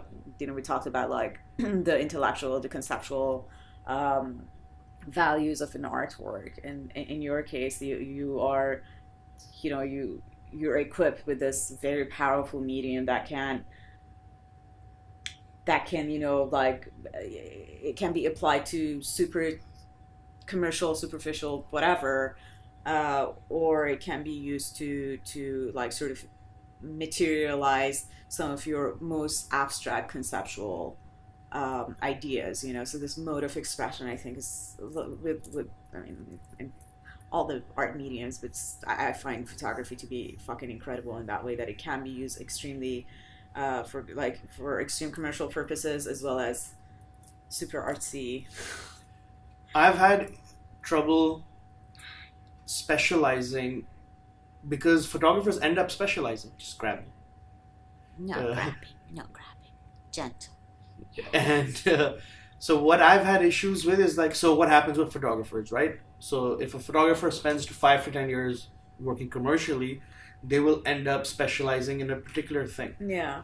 And I end up becoming a jack of all trades, even though if you ask me, I would be like, okay, my specialization is portraits and fashion and interiors. You can't do that. You have to specialize in just one thing. Like Kaveh is like food. Yeah. Boom. And he made a decision. Like, by the way, me and him were sitting together when that happened, because we took this weird course about finding your north together as photographers from this really popular international photographer from David Hobby from Strobist.com. He's like a big name. I know. Everybody knows him because he teaches everything for free online on his website, on his blog.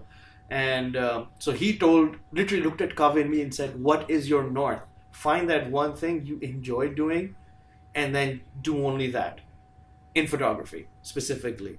And I looked at him and I said, music, right? Because obviously it's music. And he was like, no, that's my true north. My photographic north is not music, because he doesn't find music photographically interesting. He's like, what are you going to do? Photograph concerts? That's boring, That's not that much fun. Yeah. Because a lot of it is based on chance. A lot of it's based on knowing the right people to get into the right places. And he's not interested in, stop it. And he's not interested in humans like that. So for him, it was food. For me, I was like, oh shit, I don't know. I've got many norths, which a compass can't have many norths. And so I've ended up having to divide myself up, which I think is unhealthy in general, to make pieces of yourself. So like one part of me wants to still develop and create art and all of that, but that guy can hang out with the interiors guy. You have to kind of spend some time apart, and then these two guys can once in a while talk to the fashion guy, and the portrait guy a little bit, but not really. So they all inform each other, but very slightly. And I think that's probably why I decided to take a sabbatical, because I got sick of the Jekyll and Hyde game, pretty much. And I was like, okay, so if I need to find the north, I can stop it all first. Okay. Yeah, like just close the tap a little bit, let it drip Yeah. if it needs to drip. Yeah. Like this is dripping, right? This is Yeah. me just doing stuff. And still using the tools. Yeah. Don't stop using the tools because you don't want to get rusty. Yeah. And just take time for myself, because And you might arrive back at where you started. You It's might very come back possible. thinking that, oh, you know what, my north is actually all three. You know, it is Yeah. interior and it is portrait and there's absolutely nothing fucking wrong with it. For they sure. all lie in north, and Yeah. that is my north. You know, so yeah, like obviously with no like prejudice, with no preconceived notions of what your north should consist of. yeah. But yeah, I think what you've decided to do and you're going through with it is extremely courageous of you. You know. Well, to be honest, I didn't have a choice. I was burnt out. I am burnt out. That is the term that applies, because if I'm not getting up excited for a shoot and like begging for the client to message me to say cancel it, like literally my brain is like trying to put that out there. Just send me that message. The shoot's not happening. That is not cool. Yeah. That means I don't deserve to be there. It's not even like you don't deserve to be there. You deserve to be there. It's just not healthy for It's you to not be there. healthy. And I was literally, and the joy I would feel when it is cancelled. Yeah, no, Was that's a pretty unhealthy. clear sign that Yeah. you know maybe I should stop this for a little while because For something sure. is telling me that I'm in trouble. Yeah, for sure. Yeah. And I'm okay with it. Now, initially I was freaked out by these thoughts. Yeah. But then I realized, wait a second. Like, your brain, is telling you directly, literally telling you, stop it. Take a break. I You know? had a rejection letter today from a university that fucking interviewed me 100 times, and everybody was just like, "Oh my god, we can't wait for you to teach here." And Yeah. they sent me an email today thanking me and loving me and blah blah. But so it was basically a disapproval email. Yeah. And it bummed me out because their hiring process was extremely excruciating. Normally you'd hand in your CV and a couple of interviews and that's it, but they literally had me fill out so many forms and do so many interviews and provide so many documents that just like, come on guys, right? But anyway, I got this email today and it bummed me out because It's a rejection. Yeah. it is a rejection, but something in me was so happy. Yeah. I'm like, because had I gotten that job, I would have made the trip to that university to teach, and it would have been great. Yeah. But it was like I still don't know what it is. Something in me really didn't want to do that job, except that it was a very good position. Adjunct professor, looks great on the resume, blah blah blah. But it was just like my soul resisted it, and my soul celebrated when it received this rejection letter, where my ego and my intellect was like, "How fucking dare you, assholes!" So yeah, and you kind of have to listen to those very, sometimes not so subtle, but loud voices in you that celebrate a cancellation or a rejection letter. Definitely means something. It doesn't mean it's the right thing though, because sometimes I feel like my thoughts are, oh, sorry, okay, all right. Thank you. No, she's going for a scratch. There you go. See, stress. Oh my god. Stress. Well, you just threw her. No, she's on used the to being couch. thrown. She doesn't mind the throwing part. She minds me the holding Yeah. part. I'm That's what sorry. So she'll just go do a scratch, and then she'll be fine. And she'll come back. By the way, she's the one who asked initially for the touch. So. Yeah, but it was just like 2 seconds. I know. But you held me 2.5 seconds. Yeah. That was too long. Exactly. Cat tolerate politics. that. Cat politics is ridiculous. For sure, like him, by the way, he will be obsessed with being with me, sitting with me, watches TV with me, sleeps with me, and all I have to do is touch him one wrong way, and he just loses his shit, has a shit fit, biting and yelling at me. Oh, How yeah. dare you touch me? Just coming back. I don't know. Cats are weird. Yeah, no, cats are definitely weird. They're the most Dogs are so much simpler. unstable, like psychologically unstable creatures. Seriously, Yeah. it's really strange how something with the brain that tiny can have so many emotions and so many nuances to personality. Because she has a tiny brain, right? Look at it. She has a tiny head. Aw. But she is incredibly intelligent, and Yes, you are. they're empathic as well. A few months ago, like I was really sad about something. I like something like I got terrible news and I just burst out crying. And I don't know, I just burst out crying and I'm sitting, and it was so strange how they both reacted because their faces changed. She was like just staring at me with her ears weird, and he was like, he took care of me. He helped me out. He was literally like touching my face, and I was like, oh my god, it Oh was my insane. God. So that was making me cry more. Yeah. Because I was like, They love me. They care for me. you know, my heart broke. Oh my god. God. And it was truly amazing. Yeah. That was probably one of the most touching moments in a long time. Yeah, that's Cat why you oriented. do all the shit you do for them. Pretty Those much, little Pretty tiny much. moments of affection. for sure. Yeah. Little bit saviors. The thing is, she also has this obsession with her naughtiness is unique. She likes to break things. She likes to, like the shells game she just started. It's insane. It's annoying. She's broken a bunch of them, which is fine. They don't mean anything except for this one, which I had to protect because it's a friggin' perfect spiral. Where is it? Right here. It was just a beautiful spiral. I just wanted to keep it, but she's already broken part of it actually. I'm missing the perfect. She's been just. I mean, I've had better ones before, and this is just one I have right now. That's all. Yeah. And Yeah, I keep one of those perfect shells on my shelf. Like, definitely hundreds of thousands of them out there, but when you find that one, Yeah, there are a few exactly. spirals out there. This is not one. There's one I have. I don't know where it is right now. It's just stunning. It's got a beautiful column as well and everything. But this is part of my hoarding problem. I've got an addiction to things. Like it's extremely unhealthy for somebody living in a small space, and extremely unhealthy in general because what you own ends up owning you. So you feel you're heavier. And Practicing detachment. yeah, so to gain some lightness, I need to, Yeah. and I have been. The hardest has been getting rid of books. Because I know. books are hard to say goodbye to. Even ones I've read like 2-3 times, and you're like, but you're over it because that's the teenager part of you that loves them. But it's just You know? it's like blocks of your memory that exists in tangible form, and you don't want to let go of it. And some of them are actually like embarrassing books, but I just can't let go of them. There's this. And you'll never read it again. No. You'll never give it to anyone to read because, like, why would anybody want to read this terrible literature? Yeah.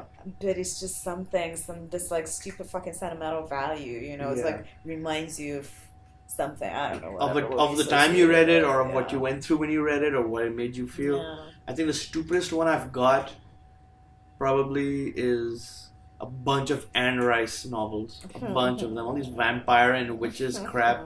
And I probably still like them. And I think it was one of them in particular called The Vampire Lestat. I just found it adorable. I just found the story so beautiful.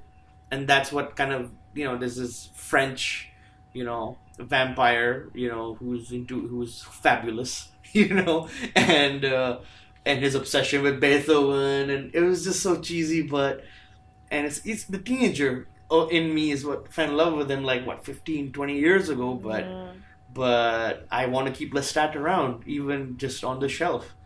There's a bunch of other things I have gotten rid of, but Lestat I couldn't say goodbye to. That's okay. Yeah. You don't have to maybe say someday goodbye I to will. everything. Or maybe like that cardboard box, it'll just be taken out of my hands at some point where I'll just have to let go forcibly. Yeah. Which is possible. People lose things all the time. And Oh. Violet. Oh. Violets. Wow, I didn't see that coming. She's a bitch. Oh, wow, she is. Well, he's also a bitch. Okay. He likes to invade personal space of everyone in general, but she does not take kindly to that. No. The past 2 or 3 years, she started becoming really bitchy towards him. Before, she was like lovey-dovey. She would always stick with him. My brother, because they're definitely siblings. Uh, they're like genetic siblings, so they should really hang out together. And now it's a hit and miss. They're getting older and grumpier, I guess. Yeah, for sure. Yeah. I mean, I think they're like 6 years old, 6 or 7 now. Yeah, that's like in human scale, that's about like what 30, 40, 40 30s, something. in the 30s, Yeah. in the 30s, pretty much. Yeah, definitely. So Like, so I yeah, don't so have she, patience for your shut yeah, she has no patience for anybody Yeah. anymore. But he's hilarious, by the way. One of the things he does is where he'll just stand right next to her, and he'll make his ears go sideways so he looks like the devil. Either he does look like the devil because they look sharp, and he just leans very slowly like this until she does all of that. She does her shit, and he finds it hilarious, I think. If cats have a sense of humor. I don't know. I'm sure they do, because they do some really weird They shit. do funny things. Yeah. They do funny things. I have wondered about the sense of humor in animals in general. I know that elephants have a sense of humor. Monkeys do. Monkeys definitely Yeah. do. I saw this documentary recently where Dolphins do. dolphins have a lot of weird shit going on. Dolphins and killer whales. They're like entertained. They entertain themselves. Yeah. Yeah. And orcas in particular. I mean, I've been amazed by the way orcas live and work. I mean, these killer whales, you think they're just these big dumb creatures, I don't but know. it's insane how developed they are, how much their sense of family, how much they all have their own languages. That's the craziest Oh my god, thing. I know. It's That's so crazy. Is incredible. that each family has their own dialect and each Can you region say has that? its own. Yeah, go for it. As own my language. energy drops. As your I'm, energy like, drops. Thinking. Yeah, that's okay. She's also done the same right there. That's one of her other spots. And what was I saying? These monkeys I saw was insane. So they built a baby monkey robot as a spy with a camera eyes and everything, and it was, I think, lemurs, and the robot fell and rolled down a hill because somebody pushed him by mistake or something happened. He just fell, and all the monkeys they thought he died, and they thought it was a real monkey who died. And they had practically like not a funeral, but like a mourning session where they all went around it. They were holding each other, hugging each other. It was insane. I wanted to hug them too. I was like, I see the pain because genuine sadness. Like, there's a loss here. Whose baby is this? They're looking at each other. And the baby monkeys would come and touch it, and oh my god. it was like, oh my god, that is evolution right there of emotion. Yeah. And makes you realize that all animals have a certain degree of everything we do, and I'm sure they're like, if there's aliens out there somewhere, they're looking at us going, oh, look at these animals, maybe they have some emotion. Yeah. Maybe we put a fake human there, they will feel for it too. Yeah, probably. Yeah. Yeah. Do you believe in aliens, Or do you not give a shit anyway? No, I don't think we're the only intelligent entities in the universe, definitely. I definitely think we're not the only entities. That's for sure. I just don't really buy into this sort of Hollywood description of an alien, what it looks like, how it should behave, or whatever. Yeah, that I agree with. But I do There's nothing obviously believe that we're definitely not the only form of life or intelligence in the universe. Yeah, I hope so. Yeah. Because it would be a shame. So much space wasted. I know. So much. Yeah. Would you travel to space? I'm so scared. I just can't do it. I mean, like, what's the fucking point? What's the point? Well, imagine that, they freeze us now, and then we wake up 500 years later, and Mars is populated. Mars is another planet. Right? Come on, like, I prefer I'm Earth. having a difficult time fucking sorting out my life that I know very well with my surrounding people that I've known for quite some time. Like, waking up 500 years to a complete new set of circumstances and ethics and people. I would probably be suicidal. It won't be easy, that's for sure. No, I don't think. And I, like, it's you entertain the thought as sort of like escapism. Yeah. But now I'm like, no, like, realistically, if I wake up in somebody's house, I mean, like, sure, as, like, when you're younger, it's easier to crash at someone's place, wake up the next day in a stranger's house. Yeah. Like, I don't sleep in my own bed these days. If I Yeah. don't sleep in my bed, I'd wake up the next day all fucking cranky and like, I go on my bed. Same You here. know, so like waking up in fucking Mars, like, no, please, no. I think some people just have more of a sense of adventure than Adventure. most. No, I mean, sure, I want adventure. I want to go to South Africa now, or I Yeah, want to go that's to like adventure. whatever, but like that kind of adventure, you know. I mean, there's so much like we haven't discovered in this earth, like of all the traveling that we've done, like how many places have we seen on our like little tiny globe? Yeah, you're right. Yeah. You're right. And if you go to I'm afraid Mars, to you travel, so probably too. only see your neighborhood. It's not like you get to explore the entire planet. Like if you Probably want not. to do that, do it here. Do it Yeah, on this yeah. planet. For sure. We don't know how long we have this planet yet. Carl Sagan insisted that the only way is to colonize Yeah. and get out there Yeah. because it is. And there must be planets as nice as Earth that we'll be able to find Sure. eventually. I mean, there's rumors. Apparently, there's one next to. There's a moon on Saturn called Titan. It's just, I don't want to live at Saturn. I don't think we would give like by the time you and I are old and dying, maybe they would have developed the technology to colonize Earth elsewhere. I don't think you and I have to worry about it for now. No, not Like, at all. because even It's if not our we wish problem. to Yeah. do that, you know, to go down that road, I don't think that the No. technology is still available to us. They're saying that in about 100 years or so, We'll be They so will- fucking dead. yeah, for sure. But they would have by then come up with ways for humans to live really unnaturally long lives. Yeah, yeah, You no, know? that's like Either a popular. either by transferring consciousness into Yeah. robots or other biological entities, like they'll clone another human and put Yeah. you in there. It's probably gonna be expensive as hell, always. But they'll probably end up doing that. So we Yeah. might have been born just a bit too early or at the right time Yeah, to maybe enjoy the fucking last of knows. humanity before it becomes Yeah. before it gets twisted and becomes cyborg oriented because Yeah. like we already are have cyborgs with these in our hand constantly, right? True. So we're already reliant on. I mean, you've got a computer on your wrist right now, measuring things for you and all of Yeah. that. Eventually, you won't have to hold it anymore because it's going to be, Embedded. yeah, exactly. It's going to be embedded in us somehow or the Yeah. other, and that part scares me for sure because I'm not into it. I love technology. I love incorporating it in my life, but I don't want it to be part of my body. I don't want a phone inside my hand because that is what they're going to do. So honestly, if this was like a little tiny cell Like- size chip, It won't be cell size, but it'll be small. Yeah. I mean, if technology Yeah, yeah. arrives to the point that it can be cell size or Yeah. slightly bigger or whatever, Yeah, it'll be tiny. I wouldn't have a problem like Yeah, they just inject you inject it. Yeah. I'm fine. They'll inject. The thing is, that won't be the only thing. They'll be injecting with a lot of things. Yeah. So much good is going to come out of that, by the way. Medically, Yeah, like you'll be able to medically. inject like these nanoparticles or nanomachines into your brain to repair your synapses. You'll have your memories that you forget. You'll have all kinds of things. So that part, I wish I could have stuck around for sure. But otherwise, I'm not interested in that future because it does seem like, at least from today's perspective and not the fantastical perspective, it seems dystopic to me. Yeah, that definitely like the It seems dystopia, dystopic. Yeah. It seems dystopic. It seems like there'll be a lot of suffering. we can't know for sure. Yeah, for Oh, sure. look at that. Yeah. Huh, you should have hung out with my guy last night. Maybe. No, I've got a connection to those two superheroes. That's all. Okay, cool. That's all. What was your second question? I don't even remember anymore. I don't remember. I think that's why, like, who told me this? A friend of mine told me you should write the questions down.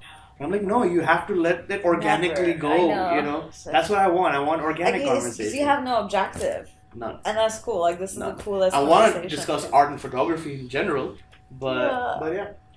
So, Khalas, if I can bring up with the question, unless you have something to say, we can. I would like yeah. to add that this has been incredible. Really. Yeah. Yeah. This I was conversation. about to cancel it just because I was exhausted. I mean, I Yeah. woke up, like, I had, when you're really tired and you go to sleep, like, you take a nap, 10 minutes, but it's the deepest, Oh shit. deepest, Thank you for that. warmest sleep Yeah. ever. So I woke up and I'm like, I just message out and tell him like Just do it some other day. rain Whatever. check. Yeah. But I'm so glad I came because this was nice, and I don't think we have done this like No. one-on-one, uninterrupted, Exactly. ever. Yeah. No phones. No other people around, Yeah, and it's yeah, important. Yeah. I enjoy that. That's why I thought of you too. I was like, Sarah's a good option. So you're my second. Yay. My first was actually Kaveh, but he was Okay. really the guinea pig, and it didn't go well because of technical issues. Second was this other photographer that I made friends with, and that was also interesting. And you're the third. Yay. Yeah. So I hope I can do like 10 for fun, Okay. just to have a goal in mind. Yeah. Even though it doesn't matter, this could be the last one, and I'll be okay with it. Whatever, exactly. You know. But yeah, thank you so much for coming. Thank you so much you. for talking to me Thank you. and opening yourself up. It is important. Well, we'll see what this summer brings for us. Yeah, maybe we can do a recap like 6 months onwards and have different perspectives on the exact same things. So let's end with this, Yeah. right? You know how we do these like fucking stupid, I'm sure you've practiced it at some point in your career or whatever, like 5 years from now. And by the way, the younger you did this practice, the stupider your ideas, because you True. think that like by fucking 30 you would have achieved so much, right? Everything. I wish I had have done one that I wrote when I was 15. Not recently, but maybe came across it about a year and a half ago. I'm like, what was my perception of the age 25, right? So this is 15-year-old me talking about the 25-year-old me, Yeah. who has graduated. I mean, which I did, by the way. Like, I had my bachelor's by 21.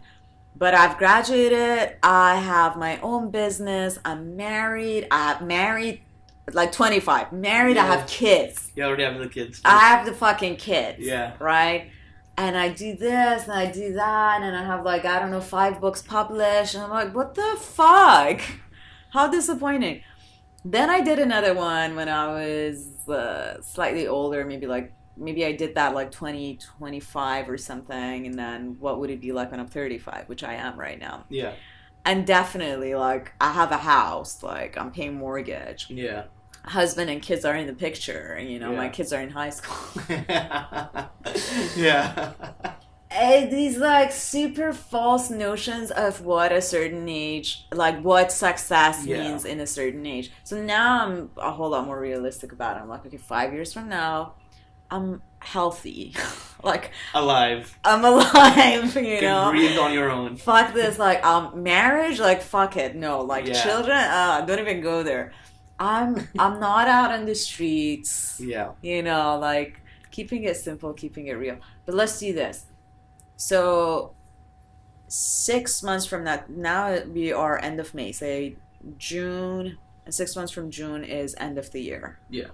Right, so by the new year 2019, what is that one thing, right? And it doesn't have to be grand, it doesn't have to be trivial, but what is that one thing that you want to have completed, right? So it's not about achievement, Yeah. accomplishment, Yeah. just that one thing that you want to have completed, and like in order to just check it off your to-do list. So part of the But sabbatical something idea. meaningful, Yeah, the part of the sabbatical idea was also to look back, to know where to go forward. So I'm like, because the 10 years passed by without planning, right? Yeah. It wasn't like, you know, like people like in different careers, they plan moves. They're like, okay, so I'm going to do 4 years of this management, which will lead to 5 years of this, and then 8. So I didn't do that. I was literally just hopping from freelance to freelance to Yeah. freelance and just stumbling down the hill of age. And then suddenly I'm going to be 34 in September this year. So I want to look back. That's what I want to do, and look back at the work I've made. So I think a way to have a retrospective that's meaningful would be to actually put it together, and maybe just make a small book of maybe just portraits. I think that would feel like, because it wasn't a waste. I learned so much the last 10 years, right? And I created so much in the last 10 years as well. So, I mean, there is stuff there, and I've forgotten it. Yeah. Like, I've forgotten it. So, a way to have a retrospective would be to print it out and look at it. So, maybe like a book. I'm just toying with the idea so far, but I think I think I'm going to pull the trigger and organize it and have like 100-page, 100 photos of my favorite portraits I've taken or my favorite fashion That's portrait. solid. Yeah. That's solid. I think that's it commemorates the 10 years, Yeah. right? That's the one thing it will do. A commemoration. It's a retrospective, and it will force me to go back in time, in terms of work, and maybe reanalyze what I've done, and so that will help me move forward as well. Cool. So I think so far, by the way, this is the only plan I've been able to come up with. That's a good plan. So far. I mean, beyond that, it's you don't just need to have more than that. That on its own is it's a an big project too. task. It's a big project. Yeah, it is a big like project. I have to go through terabytes and terabytes and terabytes. Yeah, and the selection process. Ugh. I hate that. Yeah. As a photographer, it's tough. I found editors over the years to help me out. Not editors in the sense that they help me choose the critics because I love a photo that might not be technically gorgeous or even gorgeous at all, but I would love it to death because of the circumstantial evidence, the circumstantial reasons that led to the creation of that piece. And you cannot convince me otherwise because I'm such a hardhead about a lot of things. I am like, no. I'm very malleable and I'm very open to suggestion, but there are a few things like you will not convince me a photo is good or bad if I made it, and if it means something to me. If it doesn't mean anything, I can be open, I can be sensitive to it, and I can let it hurt me and like, okay, we can get rid of this. But there's some images that it's a challenge to let go of. Well, that's a big challenge you set ahead of yourself. What about you? Good What are you luck going to do in with 6 that. months? 6 months. So there are two ideas that I'm toying with. One is I have sort of printed all of the poems that I have written over the past God knows how many years. So I have two books of poetry published. Never really got around to publishing my third for various reasons. One, to avoid the whole really humiliating censorship process that you have to put yourself through if you want to have any work published in Iran. And my poems are in Farsi. So it was like my act of resistance, but at the same time, it was just like, I don't want to go through that process again. It was just like too painful. Now I do want to publish my third book, and the poems are sitting in my drawer for months now. I've gone through all of them because I also need to sort of select, edit, whatever. But I think 6 months is just not a realistic amount of time to do all of that. But make headway in that. Yeah, maybe come to some sort of conclusion about how I want to go forward with these poems. Do I want to publish it online? Do I want to publish it? What are your poems about usually? This stuff?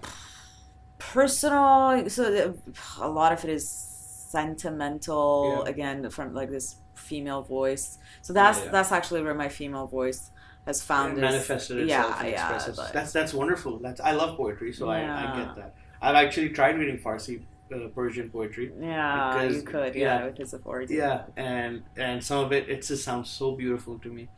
So I try to but what the things that I kind of reflect on are mostly political and sociocultural sort of paradigms in my country of origin through this female voice. So those are the poems. So that's one idea, to kind of come across a better maybe means to share these poems. If I finally decide, even to come to that decision, if I want to publish it as a tangible physical book, or just avoid censorship, avoid all of that, and go online with it. So that is one idea. The second idea is, I don't have a second idea.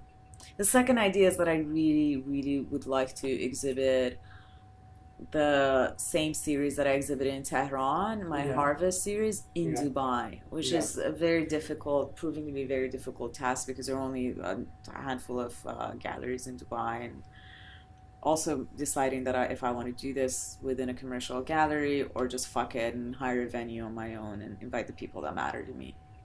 Fair enough. I think I should add a second one as well, and it would be doing one of the projects, the art projects that I've been holding hostage in my brain. And it is literally holding hostage. So, and it's holding me hostage in return. So it's time Yeah. to at least exercise one of It's those time demons. to let it free. Agreed. Thank you so much. Thank you. Let's do this in 6 months. Let's do this in 6 months. And show the work. Yeah, That's what teachers say, right? I'm Show the gonna work. come like, What like, have you done? I haven't done any of those things. That was cool. Thank you. I appreciate it. Thank you. Bye. That's good. Awesome. Awesome.